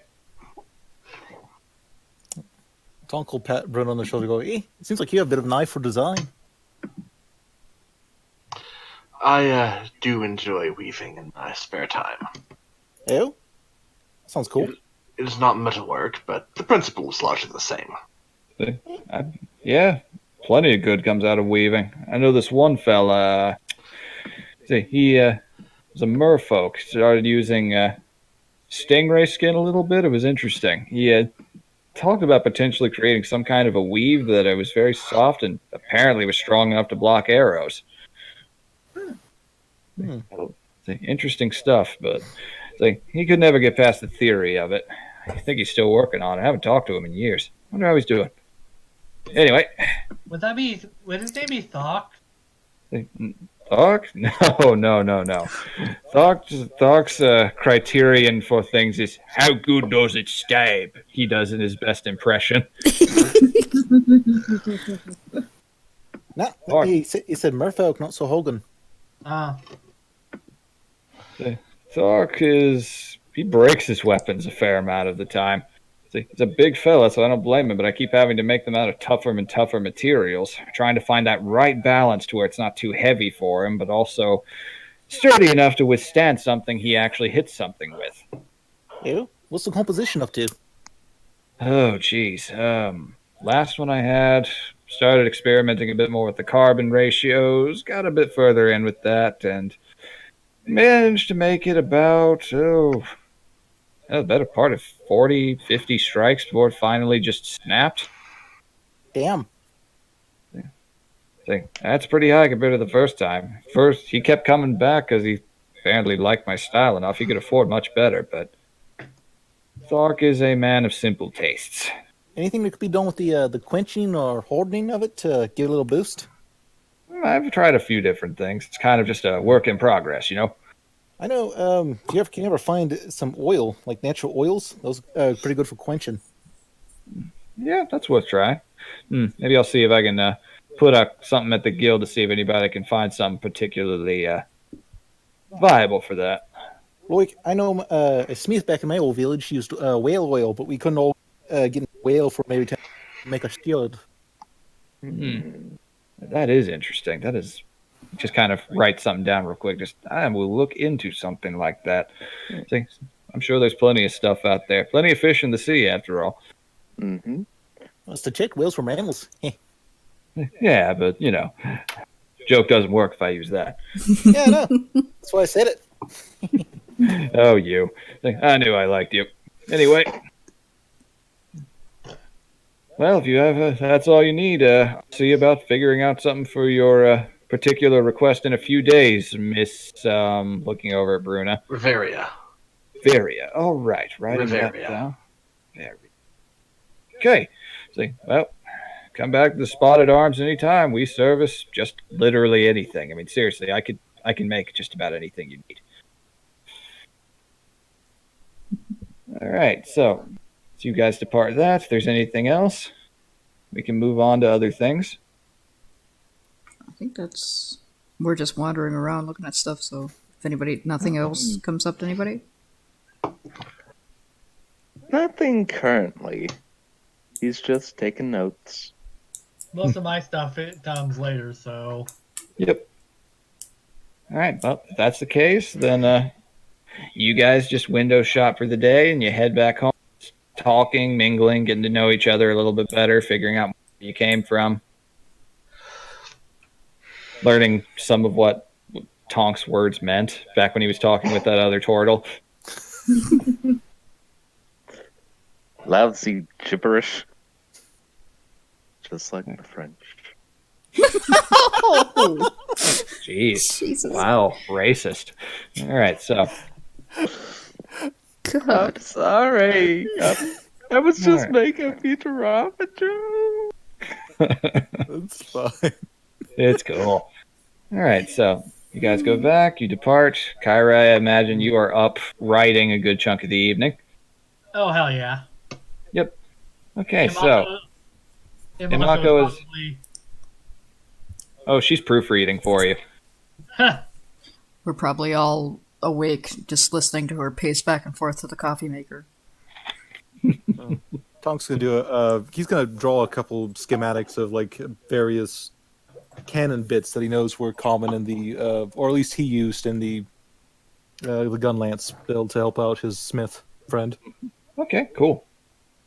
You already rolled everything you need for that. Thanks to that nat 20 you rolled off game. I'm not going to make you roll for anything else there. All right, so. Okay, so you guys enjoy your evening. The next morning, Kyra finds a letter addressed to her. And you see the seal is a coiled embroidered gold serpent. Oh. Is this the seal of Ragamuth? No. It is actually, you don't recognize it, but it's definitely not the Ragmuth seal. That one shows a dragon, not a serpent. So history. If you wish. Come on, Kyra, roll. There we go. Thank God! I'm like, that's You remember. You remember seeing this. It's a brooch that Agrona wears. It's from... She opens the letter, says it's from... Yep. Okay, yeah. The letter basically is very short and to the point. It basically says that Agrona is asking you to come and see her in her study at the top of the Epton Capitol building. Well, I was doing that immediately. Alrighty. If anyone else wants to come along, you are able to. I think I'll just leave this Yeah, one to I will. Arana, Kyra, unless she wants emotional support. Mako will be Yeah. going, but that's up to you guys. Bruno will follow too. I think Tonk will go on. He doesn't trust Arana, or not Arana, fuck, Agrona. Alright. That's what you guys wish to do. So who's all going along? Yo, I mean, if everybody else is going, so Yeah, I guess everybody. I'll just go with. Yeah. Yeah. Shalur will follow. It's Tonk and the new people, apparently. Alright. I think the then. only one So- that hasn't said that she's going is Lumi now. Louis like, ah, no, fuck that bitch. Kyra's a big girl. Hey, you don't have to. if you I want was to. just saying what's going on around since she knows all of you don't like her. I mean, Agrona, not Kyra. It's Yep. it's not that she doesn't like Agrona, she just doesn't have an opinion on her. The For only my one part. who doesn't like Agrona is Tonk, and it's because Tonk thinks she's using Kyra. Like, Oh, Kyra knows she's being used. no, I mean, like, a tool to be thrown away or sacrificed. Not like just normal businessmen using. Pawn using. Yeah, pawn using, there we go. Ah, yes, just like Madrian nobles. Nothing new there. Alright, so you guys make your way up back to the surface level again. Weather is once again really nice. A few clouds are starting to blow in, though. It's weird. You haven't actually seen cloudy skies in Epton much before. So you make your way over to the very large Hagia Sophia-esque building with the large crystalline amber tree poking out of it. Same building you entered into with Racco the first time the main lot entered the city. As you approach the main entryway, one of the clay golems stops you and kind of holds its hand out, gesturing Kyra for the shows her letter. The letter. The seal kind of brands in and presses into the golem's flesh, branding itself a little bit, and it walks over to a wall away from the main doorway and kind of melts into the wall, and a door opens where it was standing, leading to a hidden staircase. The wonders never cease. As you enter in, it is a very dimly lit shaft that thankfully does not go up very far before you encounter another little dais, kind of like the one you rode down with Schmeffrey down into floor 49, except this one is going up instead. Ah, It's big secret enough. elevator. Yep. Alright, let's go up. All right, you do so. The lift begins to ascend. Surprisingly good speed, but it's a much faster than the one that you fought the thugs on. And as you reach the topmost levels, you're able to look out the occasional little slats of natural sunlight and see the city from up above, which is a surprisingly pretty view. Notice that there's a lot more vegetation in some parts of the city than others. You also get a good look at a couple of the four towers that ring around this large central building, each one of which decorated with one of the four elements the Genasi races make up. Oh. And as you reach the top, just this gentle little ding, and the wall kind of opens up, and what you see as you enter in is an extremely lavish-looking study with bright red, very plush carpets, lots and lots and lots of Dragon Kingdom memorabilia all scattered about. A bunch of scrolls, all manner of different things. Ooh. Yeah, Kyra, this is Candyland for you. You're having a hard time holding drool back. And you see, as you enter in, perched up on a scepter of sorts, is that winged serpent you saw her summon the last time you saw her. Ooh. Interesting. It's a lot smaller than you are, Shalor, but it does look over at you. even if you're still in your kobold form. Something about this thing, it has a very knowing, piercing gaze. Triller bright. waves. It gives a slight subtle bow and disappears. And moments later, the very tall, proud-looking golden dragonborn, half-dragon actually, not got my terms mixed up, enters into the room, main chamber you guys entered. It's like, good, you're here. You arrived faster than I expected. I got your son immediately. Good, punctual. I like that. So, why do you suppose you're here? Several potential things regarding Rennek Ra. I saw that one of her under her employee got added to the wanted list. But not her herself. Did they now? That's interesting to note. No, her herself, surprisingly enough. I'll see what I can do about that. Now, you're not incorrect about any of those things, child. It's kind of pacing down to you. Quite a bit taller, but most of that height is the long neck. Than most of you. Just, it's good that you all came along. This actually is, this will save quite a bit of time, all things considered. Yes, you all, I've stated before, finding that city is a big deal. Not just for me, but for Dragonborn and dragon folk of influence all over the continent.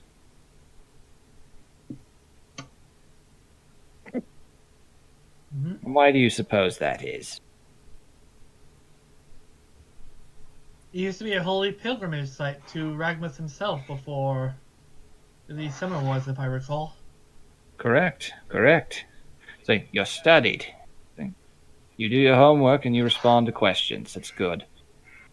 So tell me, what do you know of the kind of paces over and spins a little globe of the world a little bit for planting a large taloned finger on top of the continent of Akrori? Just what do you know of the various paladin orders out there? Barring some of the, I'm well versed with the Ragmuth order as well as some of the Akrorian orders. This order of Angu paladins that got heavily militarized in recent years is also one of I have acquaintance with, for better or for worse. Yes. Ross's paladins are basically glorified butchers now. It's a little sad to see. But you're not incorrect. All in all, most of the paladin orders serve very different roles in this continent. Yes, and I'm also well versed in the paladins of Rockefort, for better. Well, it's for worse. Colorful lot, those. I'll enjoy the ones of the more obscure deities, the ones that are more localized. They're often very unique. You know, I myself almost joined the Ragmuth Paladins when I was young. But, well, Father had other plans.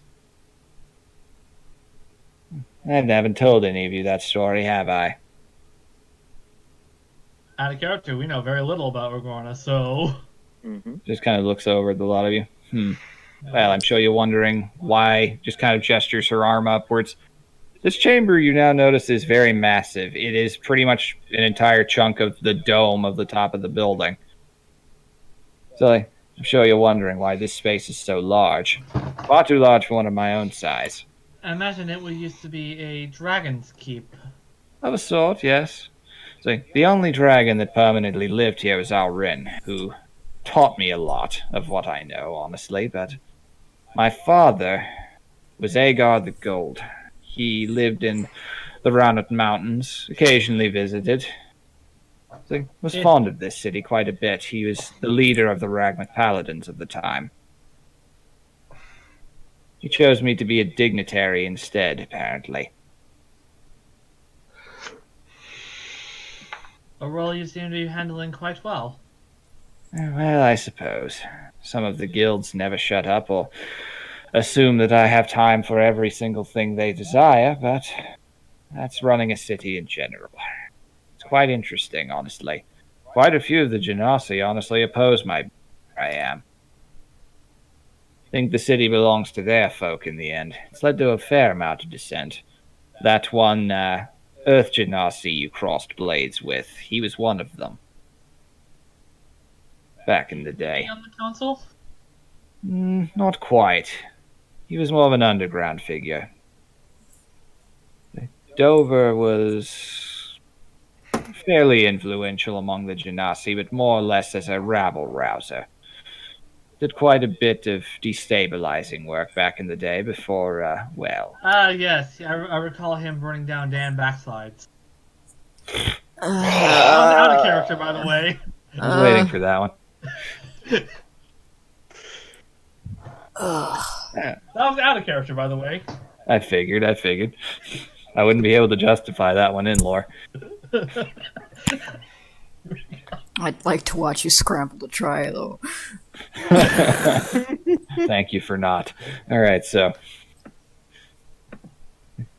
Now. Agar was. Well, he got around. It's almost natural nowadays. It's weird thinking about him as though he's gone, even though he died 300 years ago. Killed in battle with Ragak the Red. As dragons go, about as amazing a way to go down as possible. That one Kyra does know. Oh. Yeah, you're Madrian. That's a fair bit of history you would know. If anybody else isn't aware of it, you can roll a knowledge history for it. I would with Shalur, but Shalor would not know. It wouldn't make Yeah. sense with Irana either. Well, this is something awkward for Kyra. Yeah, it's like, oh wow. Just to see. 8. Nope. Really. He knows there were dragons and shit happened. That's about it. Yeah, that's about all the Tortle saw out of it. You basically just saw that one fight between an ancient blue dragon and one frigate. The frigate lost. And then we turned the lost ships into like tourist boats and crap. Yep. Eat it, Joe's. Joe's is in a fucking ship that fell during the war. Alright, so yeah. Yeah, for sure. But anyway. Funny thing is that, well, what you've done, finding a sacred thing to the Ragnath Paladins, is no small feat. They're the closest thing this continent has to an organized military. None of the other gods seem willing to do it. Runda preferred handling everything himself, and look where that got him. Rossa's in the current middle of starting a massive crusade. Blaznik's paladins are all brooding loners who always keep to themselves, and Thane's paladins are just glorified bodyguards. I could go on. But anyway, you've all managed to do quite a bit of good by this very powerful faction, and, well, they would like to meet you. Steps over to, up a flight of stairs over to a large doorway, which when opening up you realize leads out to an open-air balcony overlooking the entirety of the city. If you would. Kyra follows. Oh, shit. Mm-hmm. Find your feet. It's a little blustery up here. The air genasi are a little eager sometimes. You guys advance outward, immediately greeted with the harsh sunlight. You'll notice up here, it's a little chillier. The, Yes, Air Genasi. Yep. The ones not known for not heeding Jeff Goldblum's famous advice of, you're so preoccupied whether you could, you didn't stop to think of whether you should. See, I get you there. Alright, so. We have to make hurricane force winds. Why? But we can? It's like, why wouldn't you? I don't understand the question. Alright, so. You guys step out onto this balcony, slight blustery breeze. You notice that the clouds are actually starting to build in intensity a little bit. And, you want to roll a perception real quick. Okay. Let's find Did it have perception. to rain? That's Nat not 20, 20. Kyra. Jesus Christ, Kyra. And that's a nat 1 from Tonk. Oh, wow, 2 nat 20s. Holy Nice. crap. Well, the first thing you notice, the nat 20 folk, Tonk, you're just all like, how to flavor that? I guess you're just giving Agrona shifty eyes the entire time, and what do you want about kind of way. Good. And with those two, the first thing you notice is Agrona looks up at the clouds and rolls her eyes a little bit. You actually hear her mutter under her breath, "Oh, he's so dramatic." And you all hear a deafening roar echoing out over the entire city. And the clouds just part in a big gust of wind, and there's a gold dragon, Oh. which flies down at full speed. And as they approach the exact platform you guys are standing on, they start to glow and change, and by the time it lands, it looks like a humanoid woman pretty close to Kyra's age, with bright, extremely gold hair, gold eyes, kind of a slightly goldish tint to the skin, just gilded as fuck. See, it's true, you have the same hair as I do, and they just run forward at full speed.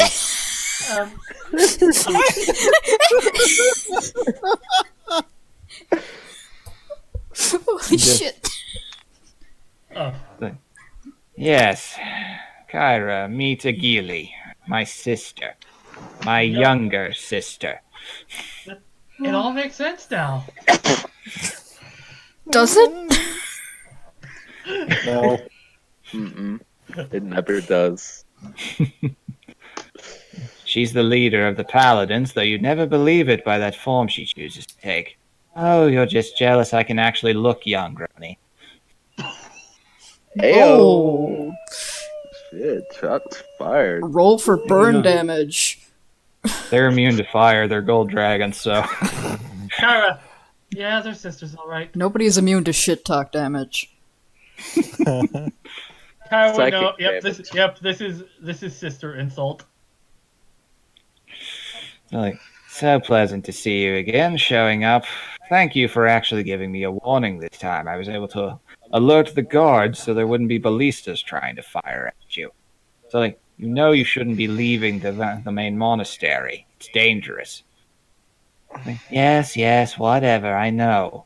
It's like, you actually get the vibe that this dragon emotionally and mentally is probably about a teenager. Oh shit. Uh-oh. Oh, she's 16. Oh no. She just learned how Felt the to need fly. tell us that. Yeah, I was gonna Yeah. say. But- oh shit. So you're the one that found the city. Like, that's Yes? so great. It's like, been looking for that place for ages. So many great things were supposedly there, Father told me. So, what all was it? What was it like? Kyra pulls out the book. Just hands like close to the mouth, just eyes glowing. This creature is very excited. Starts looking at every little illustration and note, just straight up tries to take the book out of your hands. I will not protest because it's a copy. She made sure to. Of course. She made a copy of it. Of course, you fucking dead. Goddamn nerd. It's My future- It's D&D. Copy magic exists. It's true. We just heard. All right. We just heard Xerox noises coming from her room all night. No, she went to Epton Kinkos. Which is run by a Kinku. Heyo! Welcome to What did you Kinko's. Welcome to Kinko's. Kinko's. All right, so Yeah, I need a copy of this, but put it on the down low. Oh my god. all right, so oh, this is amazing! I can't believe you found all that, and you found actual animate dragon statues too. Yes, they're currently down on establishment. They rather like it there, apparently. Oh, I'll have to go and see those at some point. So you can't go anywhere without an escort to gear. You know that. You're too important to just be running around. Like, there's a extremely exaggerated pout. You just get the intense vibe that there's a bit of an age gap between the two of them, that's for sure. No one is too important to just be running around.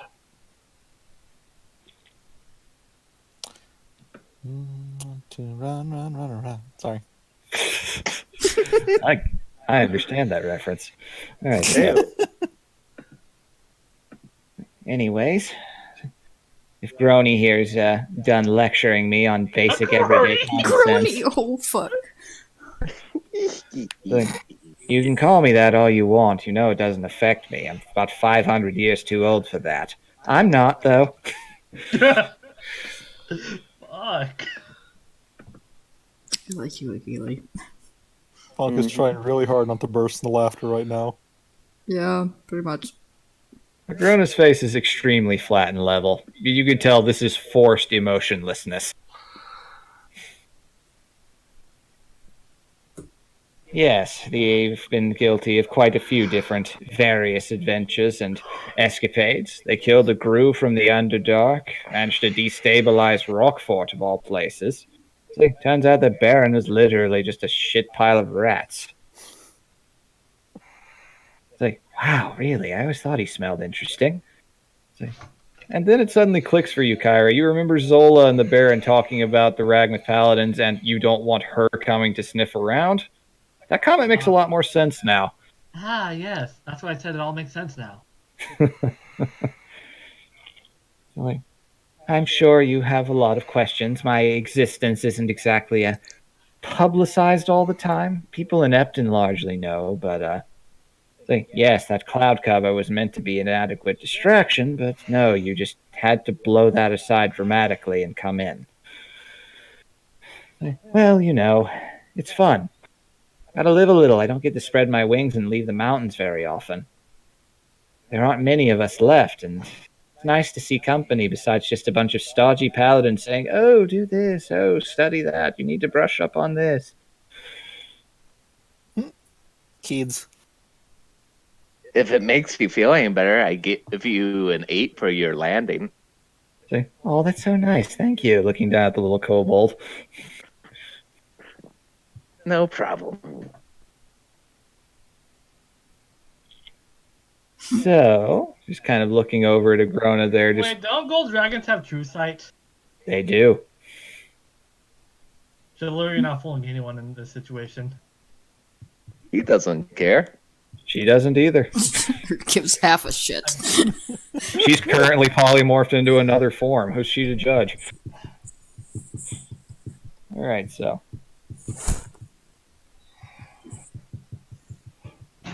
Okay, so what all did you find? Anything of particular note? Suit of armor belonging to Kara points that out. Like, Who Kara ooh. deduced who it belonged to. Yep. Weapon schematics for some sort of land, some... More lands. Ooh. Built that up. Oh, wow, you actually made one. And he Yeah. runs forwards and kind of starts just reaching for it. Maybe not. It's a little bit of a finicky weapon. Okay, fine, okay. It's kind of No, leans I'm down. I saying understand. I'm not saying you can't. I'm just saying, don't grab it right away. Ask what the hell it does. Oh, I know what it does. I've been taught about them at length, but we lost the schematics for them years ago. We used to Yeah. use these. I gave it to a couple of the Tinker boys around town. I look forward to seeing what happens because of that. Honestly, we've gotten by just fine without them for a long time, but it's good to see a piece of our history returned. Well, if you know how to use it, he kind of offers to let her hold it. All right, yeah, she takes it. She is a very petite, very slim-looking person, but she is picking it up one-handed with more ease than you do. We did make this out of or I say we, but yeah, it is we as a group effort. Made this out of the Pisha dragon that was, kind of squatting. Oh yeah, I did hear about that. Grony told me all about it. Well, you frankly did us a service. That sounds like an ass. Mm-hmm. He tasted terrible. You wouldn't know that. Oh, he ate a bit of the jerky last Yeah. Oh session. yeah, that's right. Trails rations. Mm-hmm. Look, as far as I'm concerned, if it had been like a young metallic or something, that might have been something worth talking it over, but all things considered, I think you made the right decision. He probably wouldn't have given it up willingly, and, well, I could have handled him, but If you're an ass, regardless of your race. no, that is true. That is true. Go around threaten to burn cities, you're going to get, shot. Just kind of how it happens. That is true, yeah. Alright, so let me see here. She kind of just takes the gun lance, holds it open, just, wow. They're lighter than I thought they'd be. Can't wait to show this to the old man. This will be very interesting for him to learn about. I'm sure you'll be getting quite a few visits from people in the near future. This is a fairly big deal. And she's going to attempt to fire it. Let's see how she does. Oh, not bad at all. Yeah, she manages to successfully get a round out. Just kind of echoing up into the air. Just, whoa. I mean, I can breathe fire, but whoa. There's a feature called Waving Fire where you can get all the shots going at once. Ooh, that does sound fun. I'll have to... Point it away from anything you care about before you do that. Oh, don't worry about that. I'm fine. She pointed No, at I mean- us. No, seriously, it's. I realize you're a dragon and you have all this magic, but Don't worry. it's Fine. really frickin' destructive. Don't worry. Despite what some people may think, looking over at her sister, I am responsible. And hands it back over to you. I have no problem with that. It's just proper warning for a weapon that can that. Of course, of course. I understand. You seem to handle yourself pretty well, kid. Well, I'm 300 years old, so It don't matter. by dragon standards, I'm fairly young, but No, mortal. When I say age don't matter, as my nan would have smacked you upside the head regardless of how old. Oh, would she now? That sounds fun. She was a character. Yeah, so was my mother. You notice there's a little bit of an extra tinge there in the my. And the Grona does not react. Interesting. Very Like, how obvious was this? Oh, she's not hiding it. Well, family's family, regardless of who or what they were. I completely agree. Just kind of reaching around and patting a Grona around the waist. Just me and Grony here, just thick as thieves we are. Say, yep, thick as thieves. Thick as thieves. Yeah, you can almost see the daggers coming out the back. That's how you know it's family. That's how the dragon folk usually do things anyway. If you aren't sparring amongst each other, you're allowing yourselves to grow weak. That was like too much pressure. Well, I suppose that's true. It's not like there are all that many other dragons I can compete against anymore, but at least none that I'm aware of. The North might still have some, but we're led to believe that Rhaegar brought down all of the big ones. I was just a wormling at the time.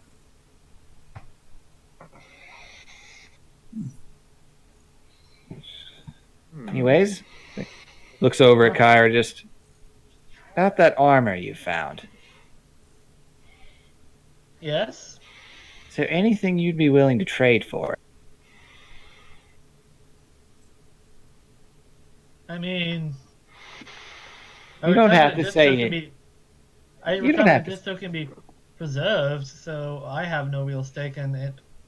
Oh, I'm fine if you want to keep it in your museum, I think you said. I'm just, it's very valuable from my order, so long as it gets seen by people, that's fine, but I have to admit it is very fetching to the eye, even if I only have a drawing to go by. You're quite skilled. Character, yeah, Kara does not particularly care what happens to it, so she just recovered it just so it can be preserved, so if it's shown in her museum or not, it's... Okay. She has no stake, but if everybody else, like, no, we need this. No, it's fine with Irana, whatever happens to it. I mean, she thinks along the lines of it kind of belongs to them anyway. Yeah, that's where Kara's coming from, too. Like, Tonk doesn't mind either way. the only other thing I was wondering is dagger. The issue about the dagger situation. Well, you happen to be in luck on that one. Ooh. Sort of. We actually did. I'm sure you're curious about the other thing you were talking about. We received the news about everything with that. Can't believe someone actually stole one of the keys to Alamut. I mean, that's absolutely absurd. They're not going to even get anything out of it if they can't get up to the... Yeah, either way. And they need the other two pieces as well. Yes, and nobody knows where they are. Not at this point. Don't worry, Either I'm sure way. Kyra will stumble into them. Don't joke. Mm-hmm. Yeah, you do seem to have a knack for getting into trouble. But I did have some news on the, well, I'm not going to lie here, the absolute piece of work that you described as the one who stole it. Unfortunately, she's fled out of our jurisdiction at the moment. She's an Argerin. She's currently holed up in there for the time being. Our paladins have attempted to block her from leaving port with anything. They know her face. The Rahab line ships won't agree to take anything she has to bear at all, which means she's going to have to try her luck at a Madrian port. It's hard to And, say for sure. And I think I know someone back in Major who's also going to be very keen on making sure anything she has to offer is not getting there at all. Oh, I don't doubt it. Either way. She's currently fled to a place we can't technically go. If we flew into Argerin and started things, they would... Well, there'd be casualties. They're very fond of their autonomy. Still claim to be the capital of the continent just because the Madrians conquered that part of it 300 years ago. Ugh. Either way. Kara's from Bromsden, so she does not care about the Oh yeah, no. continental Madrian mindset. Well, Bramston always was a bit more of a black sheep in that regard.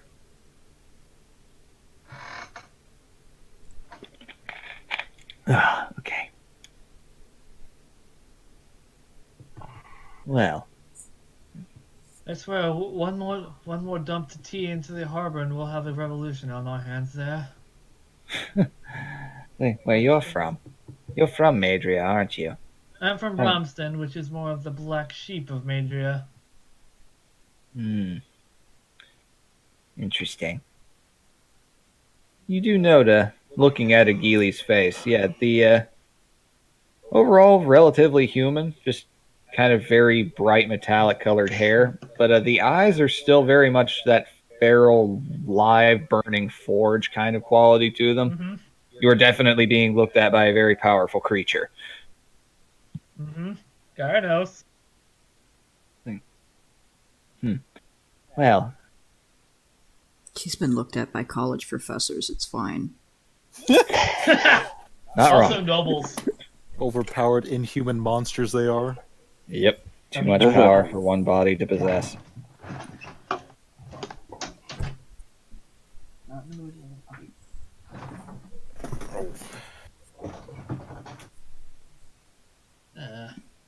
Okay. Well, tell you what. I want to see what you have in mind to do with it. You might be able to do more good with that armor than we do if you do have something in mind. Well, I don't think the animate statues don't want to go anywhere they don't want Oh. to, so... I understand that.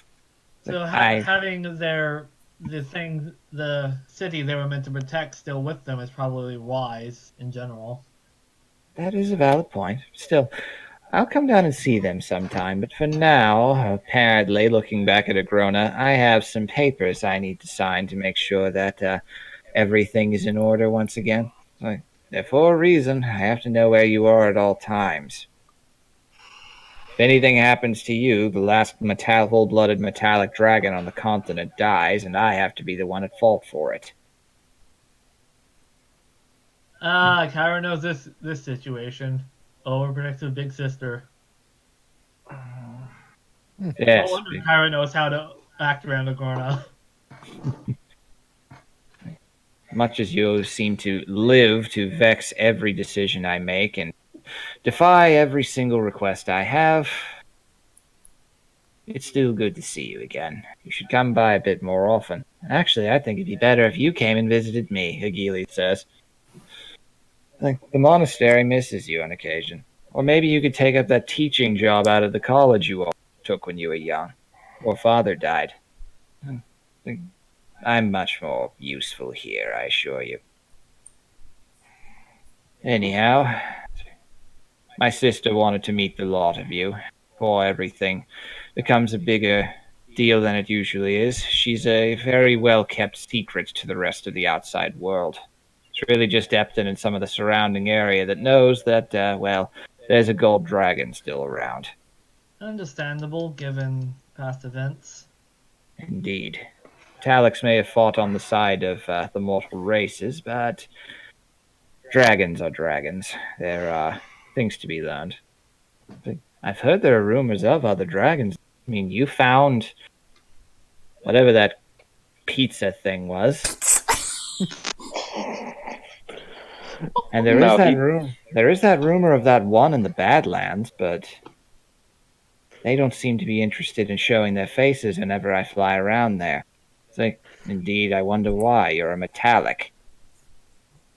Anything that isn't a metallic usually believes that we've got a stick up our ass about things. Gotta roll a history check on the Badlands one. Yep. Is it Crunchhausen? No. The Crunchhausen's not a dragon. This would be news to you, even with that roll. Ooh. You are aware of Crunchhausen, though. Are we gonna get a dinosaur and dragon fight? I mean, if you guys head there, that's up to you. Oh god, it's a fucking basil juice! Oh, God. you wish. You wish. Double Joe versus Well, you have Nerdy Dante. it's Badlands, Devils, and Crunchhausen has Devil Joe stats. I reveal nothing. Alright, so. I reveal nothing. You just did, motherfucker. Oh, you wish I did. You wish I did. DM off. Well, that was all I really had business for you up here. Agili wanted to see you for herself before she has to get everything sorted. So there's quite a bit to deal with, especially in light of the city. The Ragnath Order will be working with the Guild and attempting to establish a sort of joint forward base inside of the Bunyan Woods. Try and get a bit more guild activity out there and allow us to better excavate and reclaim a sacred site. Yes, likewise there's Thrykean activity there too, although since they've been disconnected from their hive mind, they're a bit isolationist, dare we say. Yes, I've read that report. I have to say, I sincerely hope not all Thrykean took the gift of sapience and used it to become like that. Meanwhile, in Underdorks, you just hear cackling, burning laughter. Achoo! Well, they were willing to deal, but they were kind of dicks. Yes, best we can hope is that they will learn that we're not there for them. We will take their warning very seriously. Word on that. We don't want to anger people if they have the potential to actually be allies. All frankness, Thrykean are extremely powerful. They seem to fear the Myconids a little bit. Well, I can understand so. I mean, Myconids take over their brains. You know, so Speaking of Myconids, they can actually be useful for the lower layers of the city. I've begun to discuss the possibilities of that with the council, but it's logistically tricky. And if you probably wouldn't work with this particular colony you found, the numbers are still regrowing. Pulling them all out now would just open the path up to the Underdark that you worked so hard to close. Yeah, thank gods we sealed that one. Yes, you did quite a bit of good for the region. That could have ended very badly. Anyhow, that's all the business I have for the moment. If you need anything of me, feel free to send for me. I'll send it through the proper channels. Feel free. With that, immediately turns around and is like, put that down. Agili is like messing and going through all of her stuff. It's like, how do you live in this pigsty? And by pigsty, she just throws it in the pile because dragon. Yeah, basically. Their hoarding instincts are strong even in half dragons. You notice there's no bed in the room, just a literal giant pile of pillows in the center. Lumi's not here, so she can't see it. Haha. I think Newt's not here either. Oh, there she is. Grumbles. What are you gonna do? Very good impression of the cheat just now. Alright, so. Okay, that's all I had for that. Anything else anyone wish to do with their week, they may do so. Kind of already got the Gunlance bit out of the way. If Irana or anyone else had any other NPCs they wanted to do. Yep, you're working on that, obviously. If you had any other place you wanted to go, any NPCs you wanted to meet. Nope, I'm just. I already want to look at Roanoke just to browse and see if anything's new that catches her fancy. There's a few new things in there. A couple of local bits of wood carving from Rockford, actually. But pretty much all of it is a little outside of your price range right now. Just can you tell me what it is, though? Because I was just curious. Well, he's got a pretty nifty-looking carving of... Let me roll for something here. Ooh, yeah, nice. There's a very nice-looking old carving of an owl bear. Looks pretty neat, all in all. There's a antique cheesemaker's kit. Rowan picked that one up himself.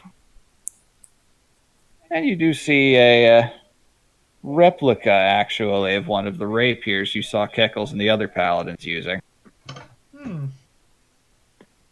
It doesn't have the enchantment, but... Well, yeah. It's a lovely thing. All the same, the craftsmanship they do out in that region's nice, Rowan would say. Okay, would be looking. That'd be one something from the region. So Up to you, dear.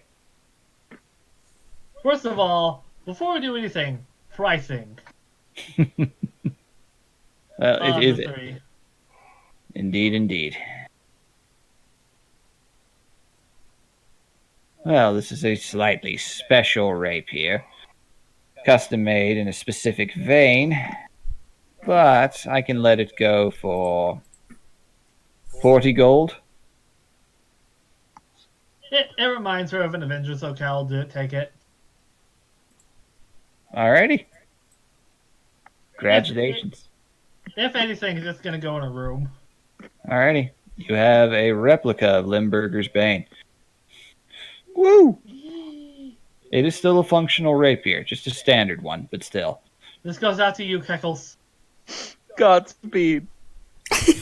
Meanwhile, with Keckles, he just suddenly randomly stops and does a salute. Looks up and No, he has a That's So Raven mind blast. Keckles brain blasts. And then goes back to stabbing a were-rat.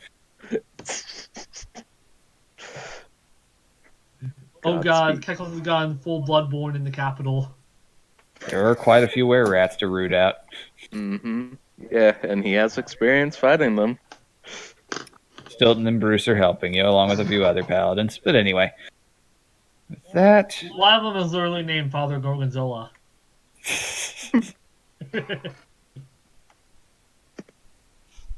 Alright. Any other NPCs or anyone else they wanted to go and see? Nope. Irana's mostly gonna use the rest of the week to get to know her new companions here. Alrighty. Mind taking the new guys to check out Violent Violet's plant shop. Alrighty. Before we do that, though, I do have to go to the bathroom really quickly. Yeah, we can bio break Me real too. quick. All right, cool. Be right back. Also, I imagine Carago and Roanoke is Imako. You need to get out. You need to go do something. I need to walk. I'm not getting enough exercise. Look at me. She looks exactly the same.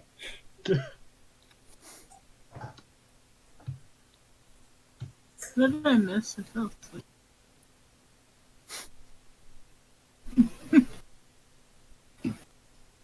Oh wow, you pulled the raves. We talked, Josh. We talked to Agrona for a bit and met her sister. Yeah, that's when I fell asleep. Fine, that is fine. You'll see in the recording. Mm-hmm. Well, it wasn't that you didn't fall asleep for that long.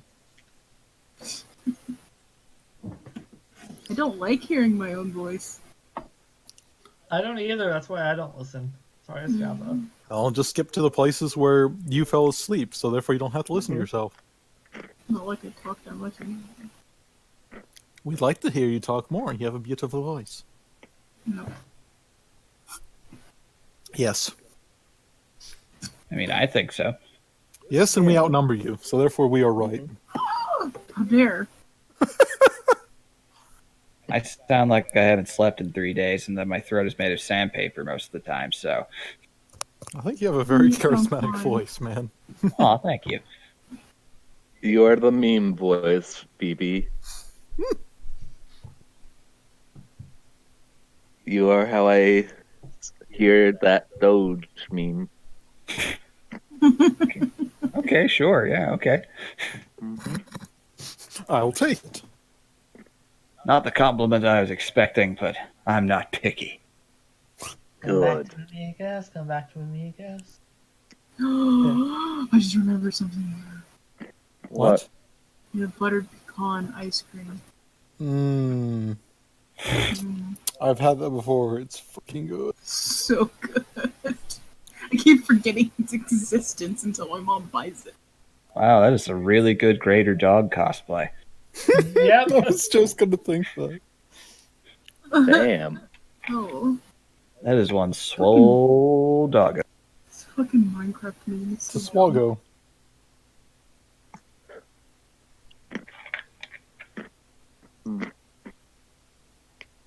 Oh yeah, while we're on break, we finished the thing.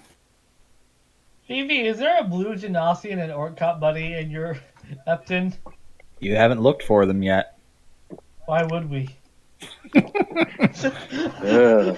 Yeah, except the orcs in my setting are actually well written. I mean, fair. Ouch. I don't normally prop my own work I'm by back. principle, but by comparison. Welcome back. Welcome back. Oh, Seriously, there are a few things in recent memory I have seen that I thought was a bigger waste of potential than Bright. The Ninja how Turtles? No, but they've had previous things. I'm talking new IPs. Also, there was at least 2 scenes within the Ninja Turtle movie. Hey, that was actually, on point. That's the elevator scene, which everybody agrees is very Ninja Turtles. Everything else is shit, though. Alright, we're all back. Not Gacy.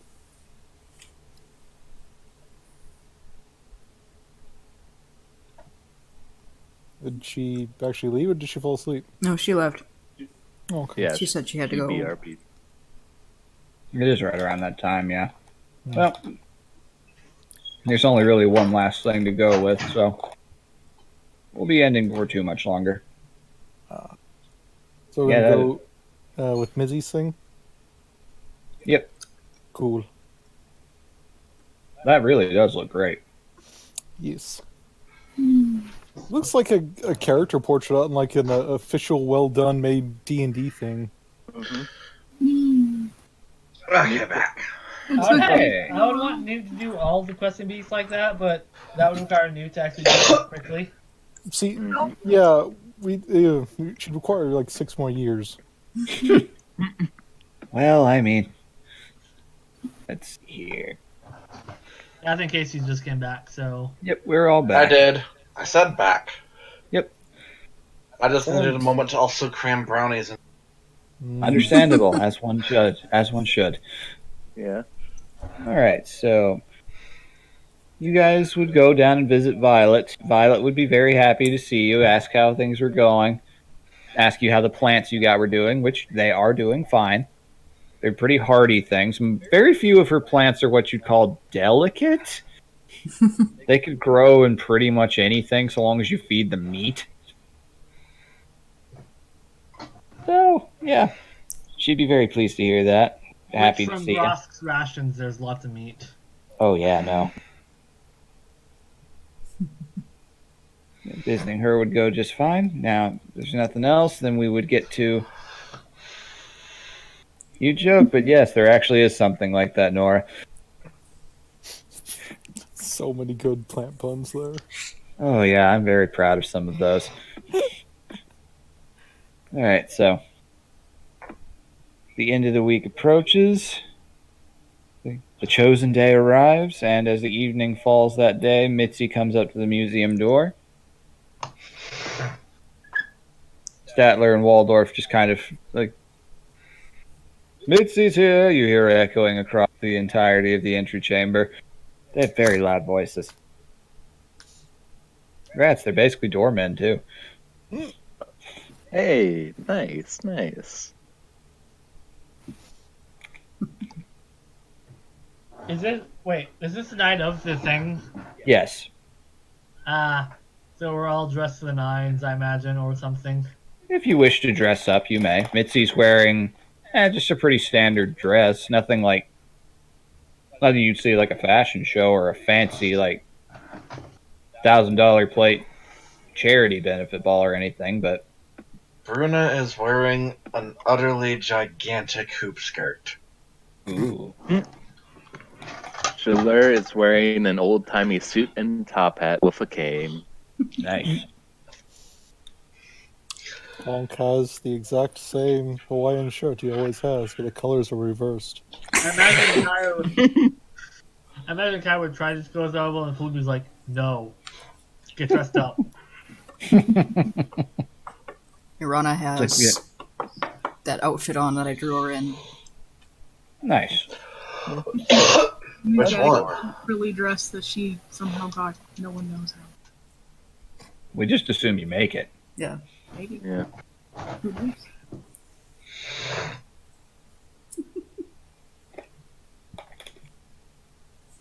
Sorry, I had a couple Skittles. Alright, so Alrighty, let's get on with it. That's weird. I was about to fall asleep. Then I crammed a bunch of brownies and milk into me, and now I feel wide awake.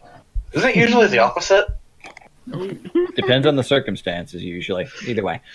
Depends on how Usually much it's hash is warm in the milk that brownies. helps you sleep. Mitzi enters in just now. Y'all look nice. It's not the biggest and fanciest place, but Cassidy Blues does get a fair amount of well, it's a famous establishment all the same, even if the owner swears he tries to keep it down to earth. Alrighty, so if you'll come this way. The group does, I imagine. Yep. Yes, plus your bow tie. Yes. You leave this. You actually find that there's somebody with Mitzi behind her. You actually see that Dawn's coming along as well. Oh, hello there, Don. It's like, hey, Hello. your friend invited me along after hearing that I was your, well, I guess you could say I'm former boss now, but still, seemed like a fun idea. Wanted to see you guys and your new group dynamic in a more relaxed location. Seemed nice. Former boss, still best mate.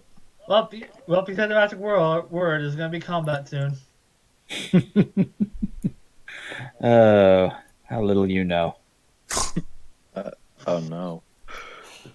Right, and then it turned into a ballroom blitz.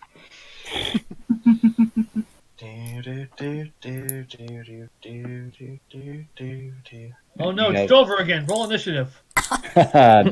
No, I wouldn't do that. You guys couldn't handle him as of right now. Besides, he's dead, remember? He's dead. For now. Wink. You find that the city at night looks very different.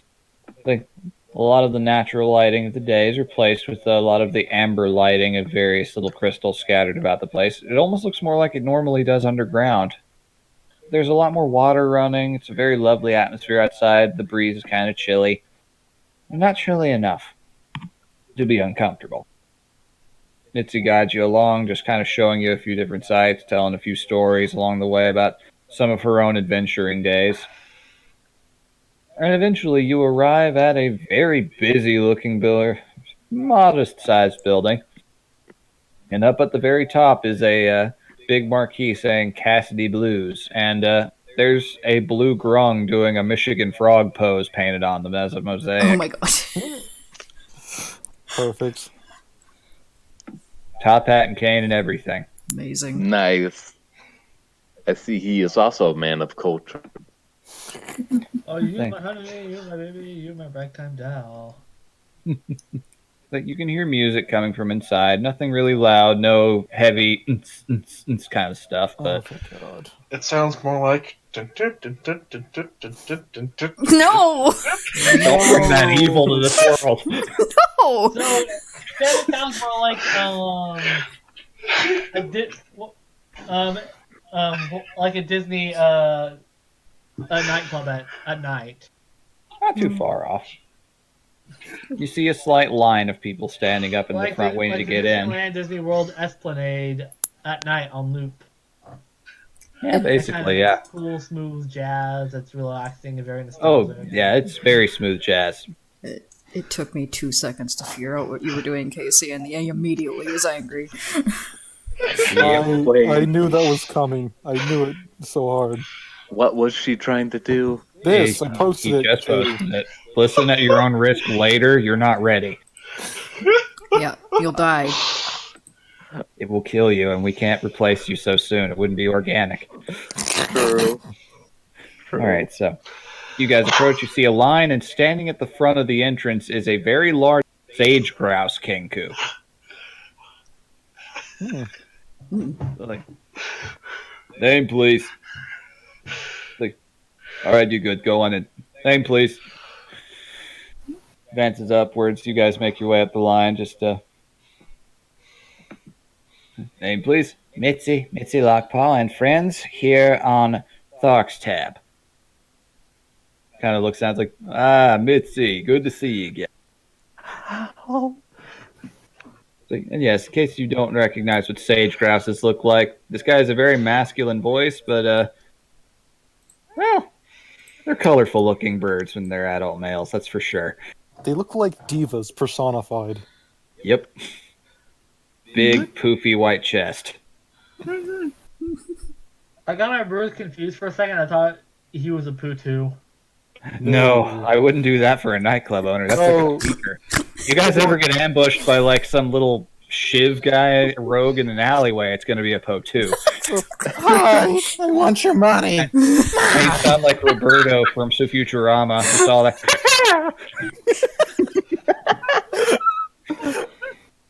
Oh my god. Gotta work on my stabbing.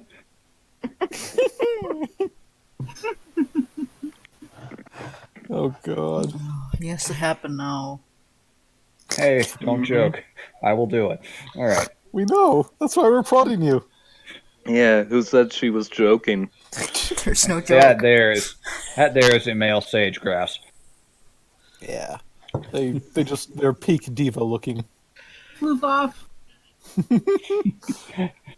Oh, you consciously decide to poof up a little bit more as you walk up to this big fella.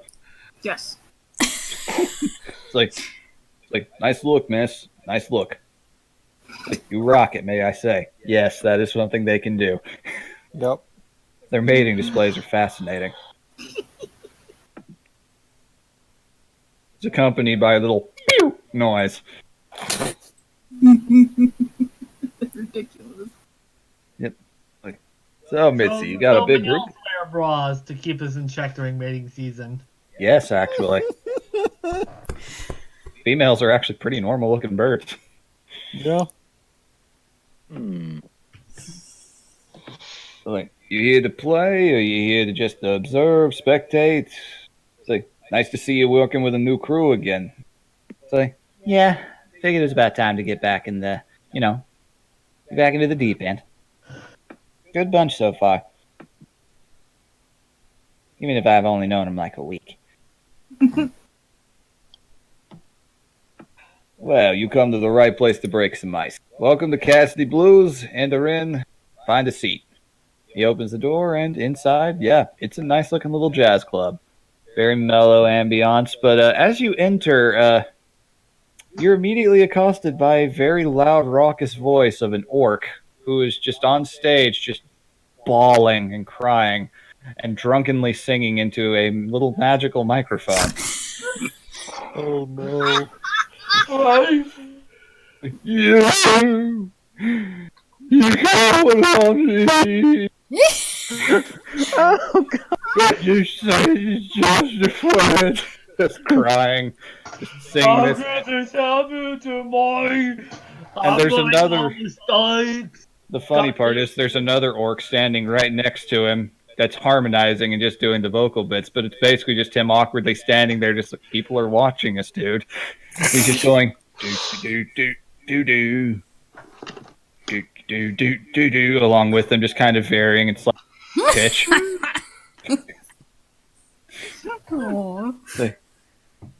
Aww. So it's Orcapella. Yeah, basically. Good one, very good. I'm using that later.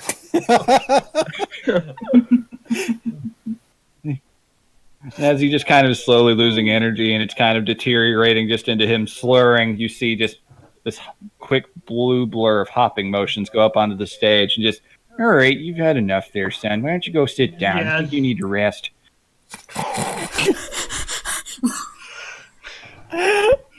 And you see just coming up to this orc's knee is just this tiny little blue frog person. It's Northerner Kermit. Oh, I wonder if he knows espresso. I mean, that's up to him. So like, oh, new people. Phew, just hops on over, lands right in front of you. Like, welcome to Cassidy Blues. Have a seat. oh God, I love this voice. Well, thank you very much. What's Amako wearing by chance? She's wearing a bow tie on her collar. Oh, that was a Does weird she have, noise like, I a just flower made. in her ear or something? Say what now? Does she have like a flower in her ear or something? There is a little flower pinned up in her fur, yes. No. She can do both. All right, so, it's like, sir, what you here for? You're just for the entertainment, or are you looking over at Arana? Points over at you. He's about your height. Flaps his feet over there, making very audible little sounds as he just kind of walks over. You'll have to forgive me. I've got a bit of a nose for talent, and I like what I see here. I like what I see here. Well, I was thinking about performing, but if you would like me to, well, take that into more consideration. Like, hey, feel free. It's open mic night. It's like, I like to give everybody a chance to perform around here, even those who can't afford a enormous, egregiously large college degree. Oh, I like you even better. Friend, I would give one of my right arms to hear you play right now. Like, oh, shucks. It's like, that would be right lovely. Like, either way, if you want to, just sign a P on the list over there and we'll get you all set up. Well, Bruno wants me to, so I guess I'm gonna. All right. Awesome. Always love to see a new face performing in town. It's like, you'll probably be going. We're closing out the night with the Lockpaw Brothers. Guessing that's why you're here, Mitzi. You know me, Blue. It's like, yeah, they've been real good lately. It's like, solid act. They always bring in the crowds. Anyways, yep. I'll have someone come by and take your order soon. You all just have a nice old seat now. Say, oh, new customers, gotta go. Just hops out of view. I love this guy. Holy shit. Bruna is struggling not to just clutch her squeal like a Oh, schoolgirl it's this a good entire thing none of you conversation. actually. It's a good thing none of you actually tried to grab him. He's a grung. Yeah. I imagine they can control it to a degree, but still. They can. Just, you have to warn them first. Mhm. I would like to hug you. Here, that'd be fine. See? I charge by the hour. Holy shit! Comfort frog. Jesus Christ. Oh no! All right. So, Also, so maybe you we guys- should move the game time. I know it's a bit late for that, but I just got home. we're about done here, honestly. Okay. Getting close. Yep. Okay, so you guys find yourself a good, nice little booth at the table, and you do find Thark is there waiting for you guys. He is wearing all frankness, it's a tuxedo with ripped sleeves. Of course.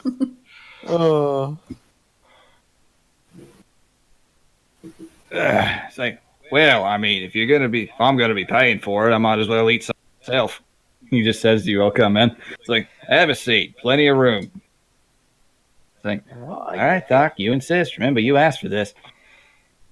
I beat you, so I'm doing this because I want to. And Dolphin plays with us, right? Yep. Yep, you all managed to find your seats. The next act comes up on the stage. It's an Aarakocra. Funny enough, it's an albatross. Oh, God. Starts singing a kind of an old-timey croony tune. Crowd seems only just kind of moderately into it in this case. So just kind of background noise. Tong's eyes narrow for just a second, then he lightens up. Yeah. It's hard to fight that initial fucking seagull reaction. No. He knows he's just a Kenku. Kenku are fine.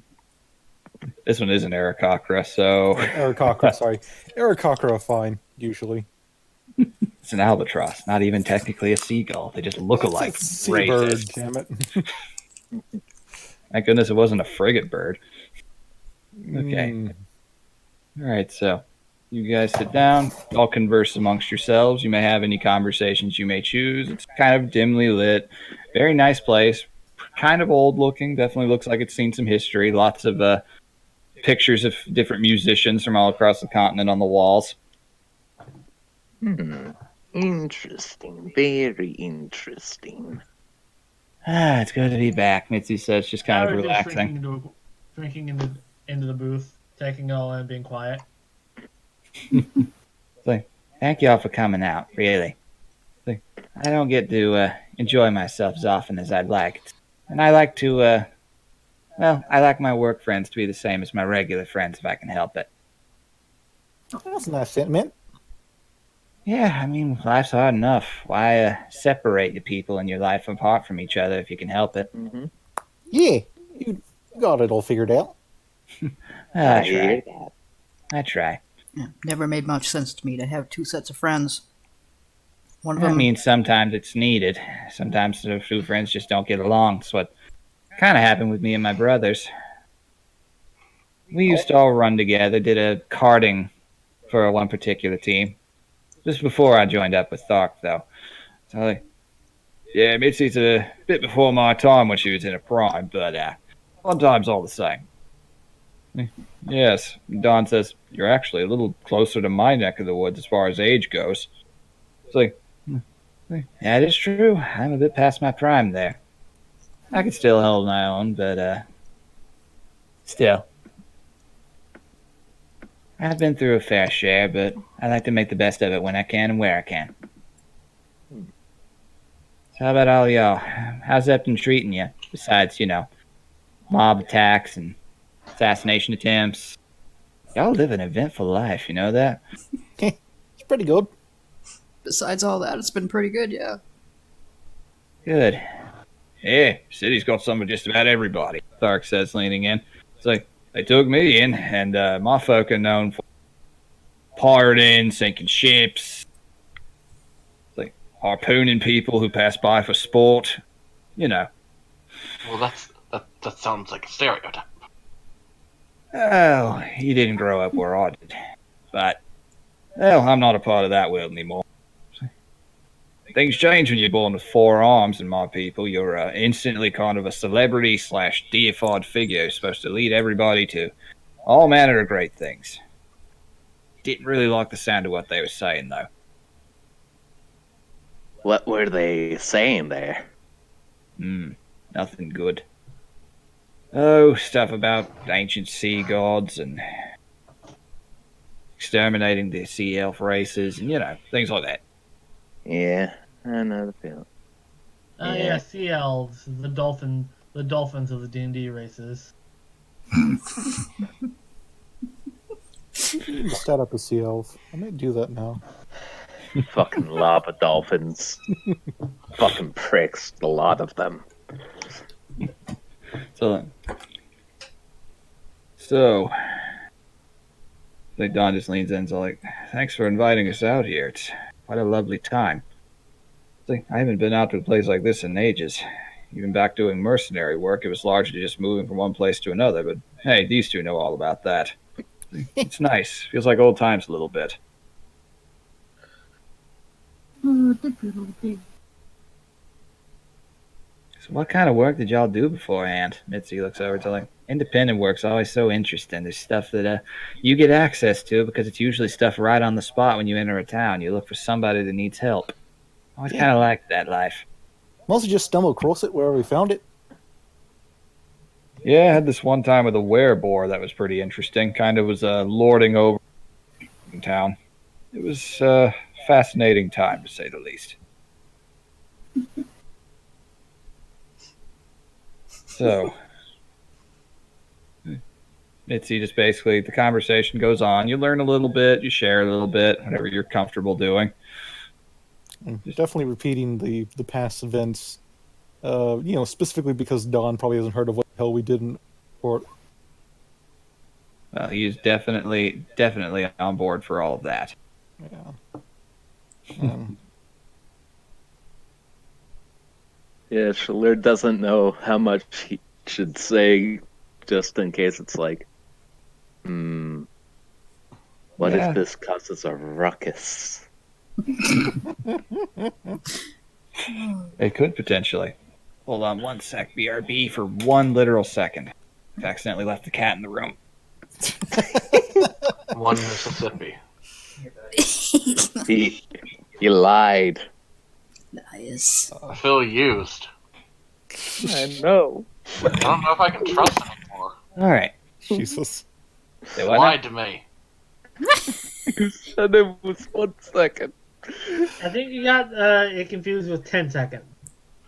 Yeah. Well, forgive me. It's not like I have to be in control of everything in my life. Anyway, That's absurd. God.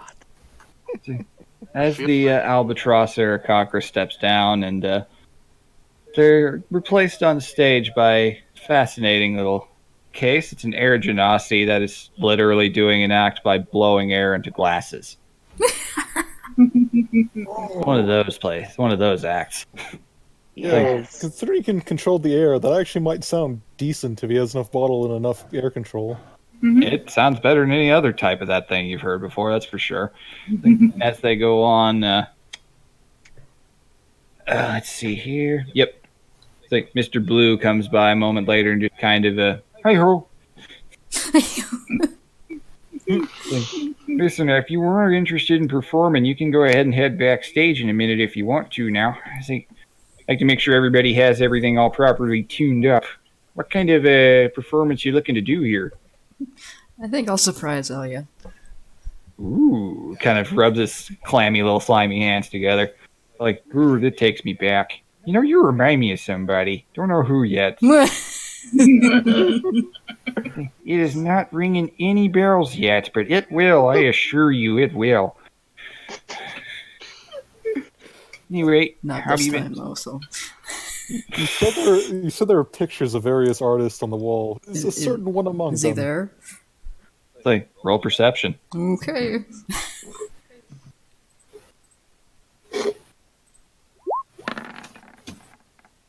Oh, Oh. All right, okay. Arana. Let me roll something here. It hides itself from her as she walks by. Fucking Collie has a Harry Potter portrait. Okay, no, I know what happens here. Hold on. Arana, as you're looking across the window, time suddenly stops. Everything in the room just comes to a standstill, and you look over on the stage, and you see a flump. It's the same one you saw in Collyfield. You're the only one that could see it, and he's currently singing behind this act that is completely frozen in time. Funny enough, he's singing to something very foreign. It sounds like a bad show tune, or a bad attempt at a show tune. It's I'm Dan Espresso, I'm the flump from El Rancho, and I'm here to... Stops just dead and looks over and sees you looking at him. She waves a little bit. Okay. Doesn't smoke suddenly materialize in your life? Holy Yes. shit. As time returns and just... And all of a sudden there's a little bit of smoke for like 2 seconds and then it vanishes. And everyone just claps thinking that the Genasi was doing it. Oh my god. Genasi looks around, what the fuck? Alright. Kai's eyes has been everywhere, so she's been silent, just looking over everything, so I'm just gonna roll a perception check, just... Feel free. It actually kind of feeds into something here. Oh, God. Kyra, you also saw the flump. Oh no! What the fuck? It's happening again. Hold on, let me test roll 20. No, it's fine. It's just that. It's just been rolling on the low side tonight for the most part. Everyone has! It's just that I when want- one of us Good thing rolls it was on a that one, fluff the other session. one does. Oh. Okay, I didn't roll that one, thankfully. Good thing this is not. This is a fluff session where there's no actual major consequences. Yeah. If it had been combat, you guys would be fucked. Okay, so You're missing out lore bits, it's just as bad. not necessarily. In fact, actually, as you guys are working, someone comes up to the table and you notice something pretty much immediately. For those of you who have been in the city longer, it's actually Tessa, dressed up as a waitress. Oh. Like, oh, you're all here. Hello. Like, Yeah. kind of threw me out of my customer service voice. Hold on, give me a moment. Just kind of takes a deep breath. Just, is there anything I can get for you tonight? Please don't have into the eye of the beholder. I It's have triggering to. memories. It's like, fair enough. Like, you I guys think everyone don't. would be giving her the same expression of please don't. Please don't. Scary. Yeah, it's fine. It's fine. I understand. I've been in there too. Okay. She just takes anything you guys would want to order. I don't have like an organized menu prepared or anything, but anything you so choose. What would you want, Amako? Whatever. She just looks over at another table and sees a guy just finishing up a plate of ribs. Just, can you hand me that plate? It's like, I just want the bones, honestly, and the sauce. It's like, a little bit of garnish on it if you can help it. It's like, so yeah, you guys can order whatever you so choose. You can just say you ordered your food and move on if you don't have any specific requests. Tonko's just ordered the house special, whatever the hell it is. All right, excellent. These boys are from the same neck of the woods as him, so he figures they'll have not exactly the same, but similar tastes. Okay. Yeah, I'll just order the same. She likes trying new shit. Yeah. Bruno That's will order that along with a glass of chicken blood.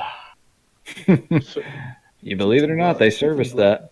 They So service Lerma will that. also order the house special. House specials all around. It's like, okay, house specials, here we come. It's like, I'll be right back with them. Okay. And then, as she does, you actually notice she left a little note down there on the desk, Looks at on the it. tabletop. Basically, in a like, mob is here, don't know if they know you're here or not. It's like, here watching them. Don't blow it. Irana's already going backstage, by the way. Excellent. Fuck. Perfect. Oh, making a Alright. scene is not blowing Kara it. would pass that on to Mitzi. Oh dear. Well, that does make Imagine sense. Mitzi would pass that on to Park. So like, oh really? Oh. Ne'er do wells here, eh? Like, kind of cracks all four of his knuckles. All four of his sets of knuckles. It's like, Kara well, suddenly feels a certain health materialize in her bag. Really? You're really doing this right now? Really? You All right. need it. You need it. You need it. Your constant need for peril demands it. As you go backstage, Arana, you find that there's only a couple of other groups left before yourself. One of them is a very prissy-looking elf. And the other ones are a pair of tabaxi who, yeah, they look a lot like Mitzi does. One of them is a little taller than her, and he has a bobtail, weirdly enough. But other than that, the exact same shaggy fur. The other one's shorter and kind of has his fur slicked back a little bit, which for a Maine Coon is a very fascinating look. Elvis cat. Yeah, not far from it. Elvis cat. They both just kind of tip their hats to you as you walk by. The elf is just one ignoring one it. of them is a Frank Sinatra type. They actually have a little bit more of a... I'd say they have a bit more of a folksy look going for them. Okay. I cannot sing the song I'm going to post, but can I get advantage because it's really something that Arana wouldn't be singing? Feel free to show me and I will judge. Alright. I'll show it in the main chat after I show it to you. Cool. Oops.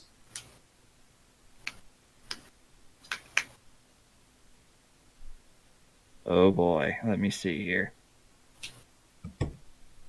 Okay, It's fine. It's that. It is that version as well. Advantage it is. All right.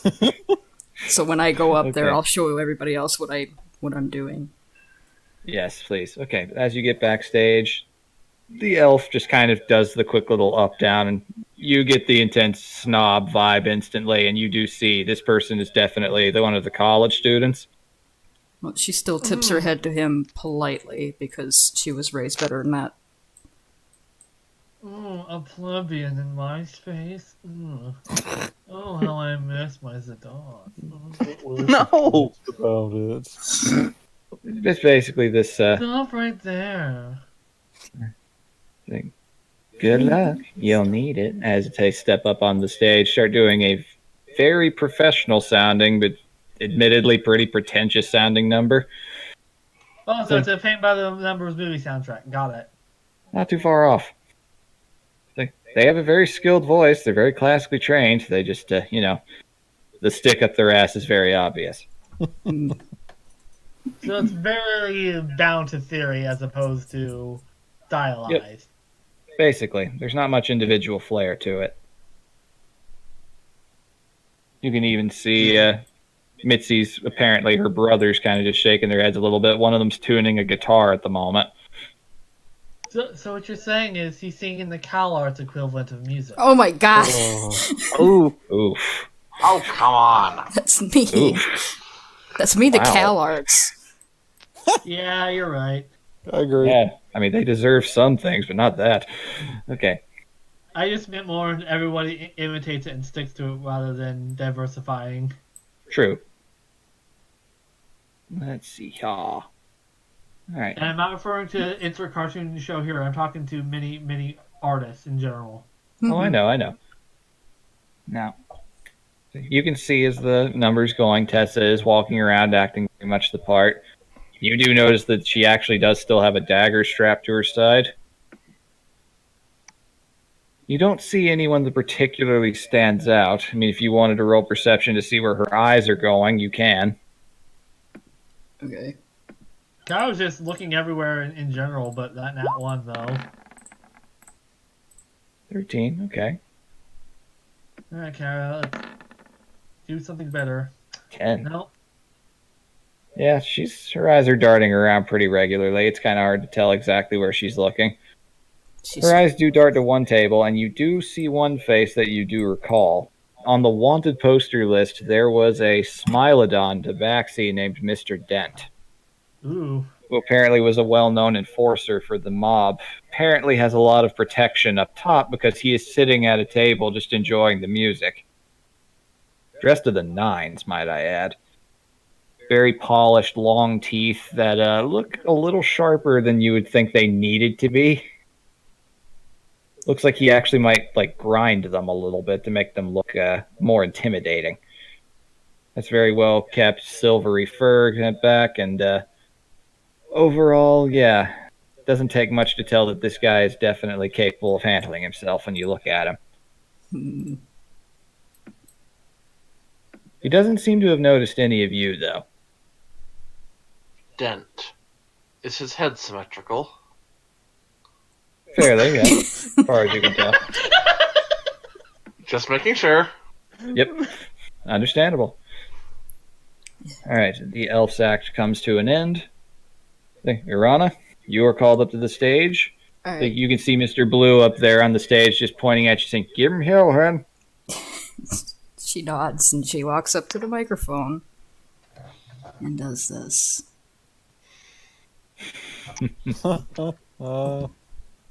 That exact version. Hell yeah! Nice, nice. The All right. best version. Performance with advantage. Don't that one. Don't that one. Yes. Ugh. The first time in a while it hasn't been a nat 20, but that's still pretty high. I mean, you have a +9 to it, so still. It is still an extremely solid performance. It is not what anybody was expecting compared to the previous acts. It's like, it actually sounds, at first, people are reacting similarly to how they were to the sobbing drunk orc, but who clearly was going through a lot of romantic turmoil, but a lot of people are listening along saying, oh yeah, this is actually not bad. They're into it. They're enjoying it. And then your voice cracks and suddenly, ooh. Nah, you rolled too high for that.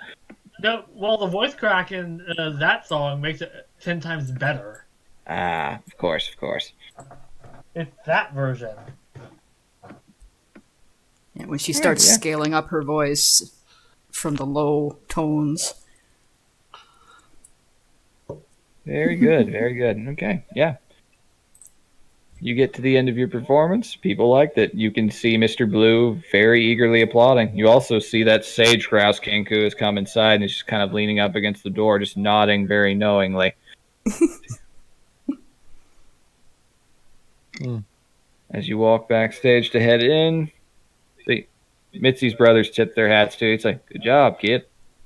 She nods back in acknowledgement and says, thank you. Like, yeah, you got a nice, unique set of pipes there. Very interesting, very distinctive. Where are you from exactly? Home.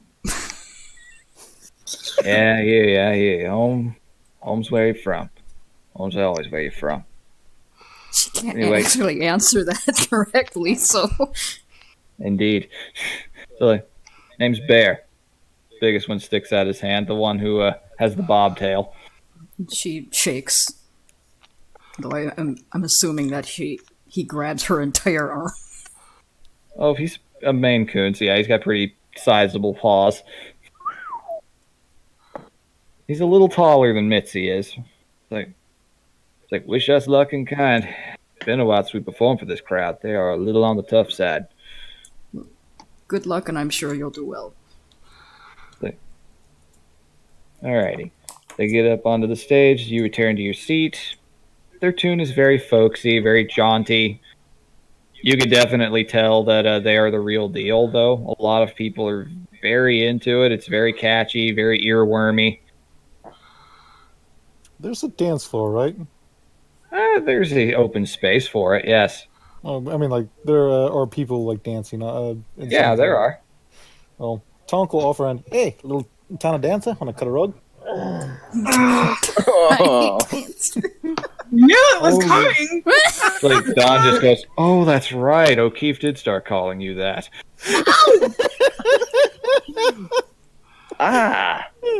So her name's Tiny Dancer. Gotcha. Gotcha. No. But yes, that Very is absolutely old the thing. It's like, shit, you people never tell me anything, Thark leans in. It's like, I gotta see that. I've got to see that. I need to see that. All right, come on, cut a rug. Give it to me. He'll take her hand and goes, "I'll be with you." Aw. How sweet. Alrighty. Like, how seriously are you two dancing? About as serious as the music, half kind of serious and half silly. Okay, that's fine. I won't make you roll performance then. I want to just to see. Okay, feel free if you want to. How about you, Newt? Fine. It's Oh, fine. I got a Oh, one in that's fine. I'm performance. not- This will be amazing. Come on. Ooh. Not bad. Oh shit! Mine's kind of high. Wow. Yeah. Like, Lumi's nickname is actually surprisingly well earned. I imagine Talk just drops on his back and does a spin. It is a pretty jaunty tune, but That's the finisher, damn it. yep, you two are having fun.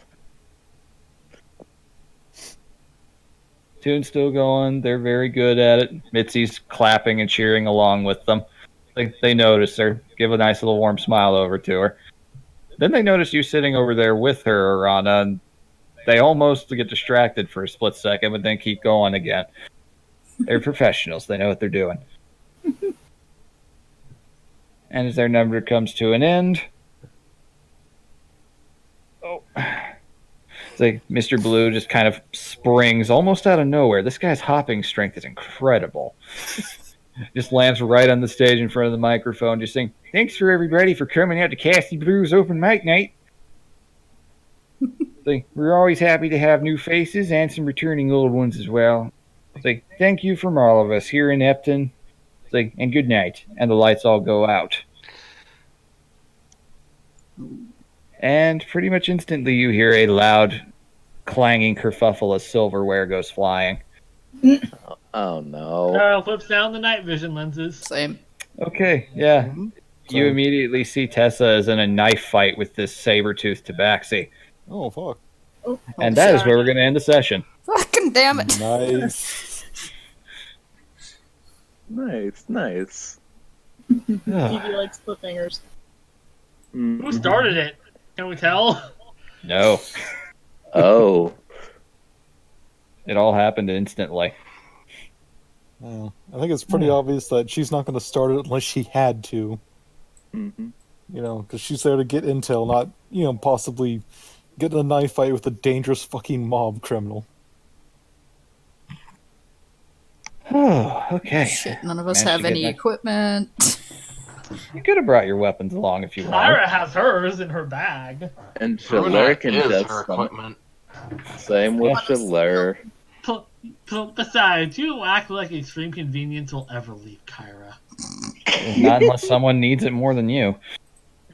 Tonk didn't bring his cannon, obviously, because it's kind of hard You are allowed to take your weapons around since you're guild members. Okay, then we do. I would say it's in a bag with the coats. Okay, He well. gave it to the valet as he came in. Yeah, the sage-grouse took it. Don't play with it. I understand. Not really. This is a lot harder than it seems. Don't play with it. Okay. Oh, really? He winks. I understand. So, Yeah, whatever you say, buddy. Got away. information on the new edition.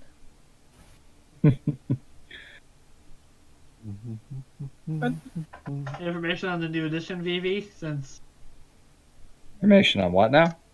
the new addition to the museum, since you do that next session. Oh, yeah. Well, I mean, you guys are going to be getting a new wing. I don't really have much Two, more than that. technically, because we're getting one free from Verona. Well, the stable is going to be built outside of the museum, technically. It's a flanking adjoining piece to it. Which means you'll also have to hire a stable hand. Somebody who can look after the animals Yeah, we gotta get one of those. when you guys are away. Well, I managed to bring out a lot of the NPCs I wanted to. Cool. Nice, nice. Oh, these fluff sessions are so weird to balance. There's always so much to do, and you always worry that you're drawing on too long and dealing with other shit, making sure other people are getting time. That's good. It was good. It helps that Kyra is it's fun. introvert, so therefore does not hog spotlight as much. Mm-hmm. You did good. I was kind of worried I was doing that, honestly.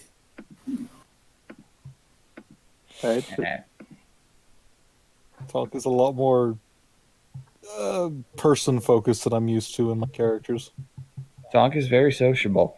Gotta say, I really enjoyed pulling that torch out of my ass. Ozzy off, let's do it! God, the Aussie off was fucking hilarious. Yeah. Or Capella. We both cracked into Southern. Well, that's just the accent now. I'm still proud of that pun. Oh, It was a good pun. Right. I was kind of angry. Yeah, a little bit. Well, I hope you guys had fun. You did. Next session, we'll be getting back to plot a little bit more, just to pass the time. Yeah, Maybe Kyra's one still waiting day. on hearing back from the mainland for class-related reasons. Oh, yeah, obviously. I mean, who knows? That probably won't take all that much longer. Also, that bitch is hidden away in one of the worst cities on the continent with the Thing. Yeah. Argeron's not a very friendly place. Not all things considered, it's expensive.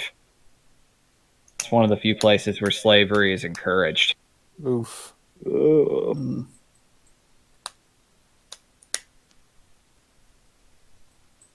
Also, Lord knows she probably has a fucking chateau there too. Probably. Vivi, It was a Madrian colony. Yep. what was the look on the elf's face after I walked back out? I forgot to ask that. Oh, it was a very conflicted mix of ooh and fuck you, that was good.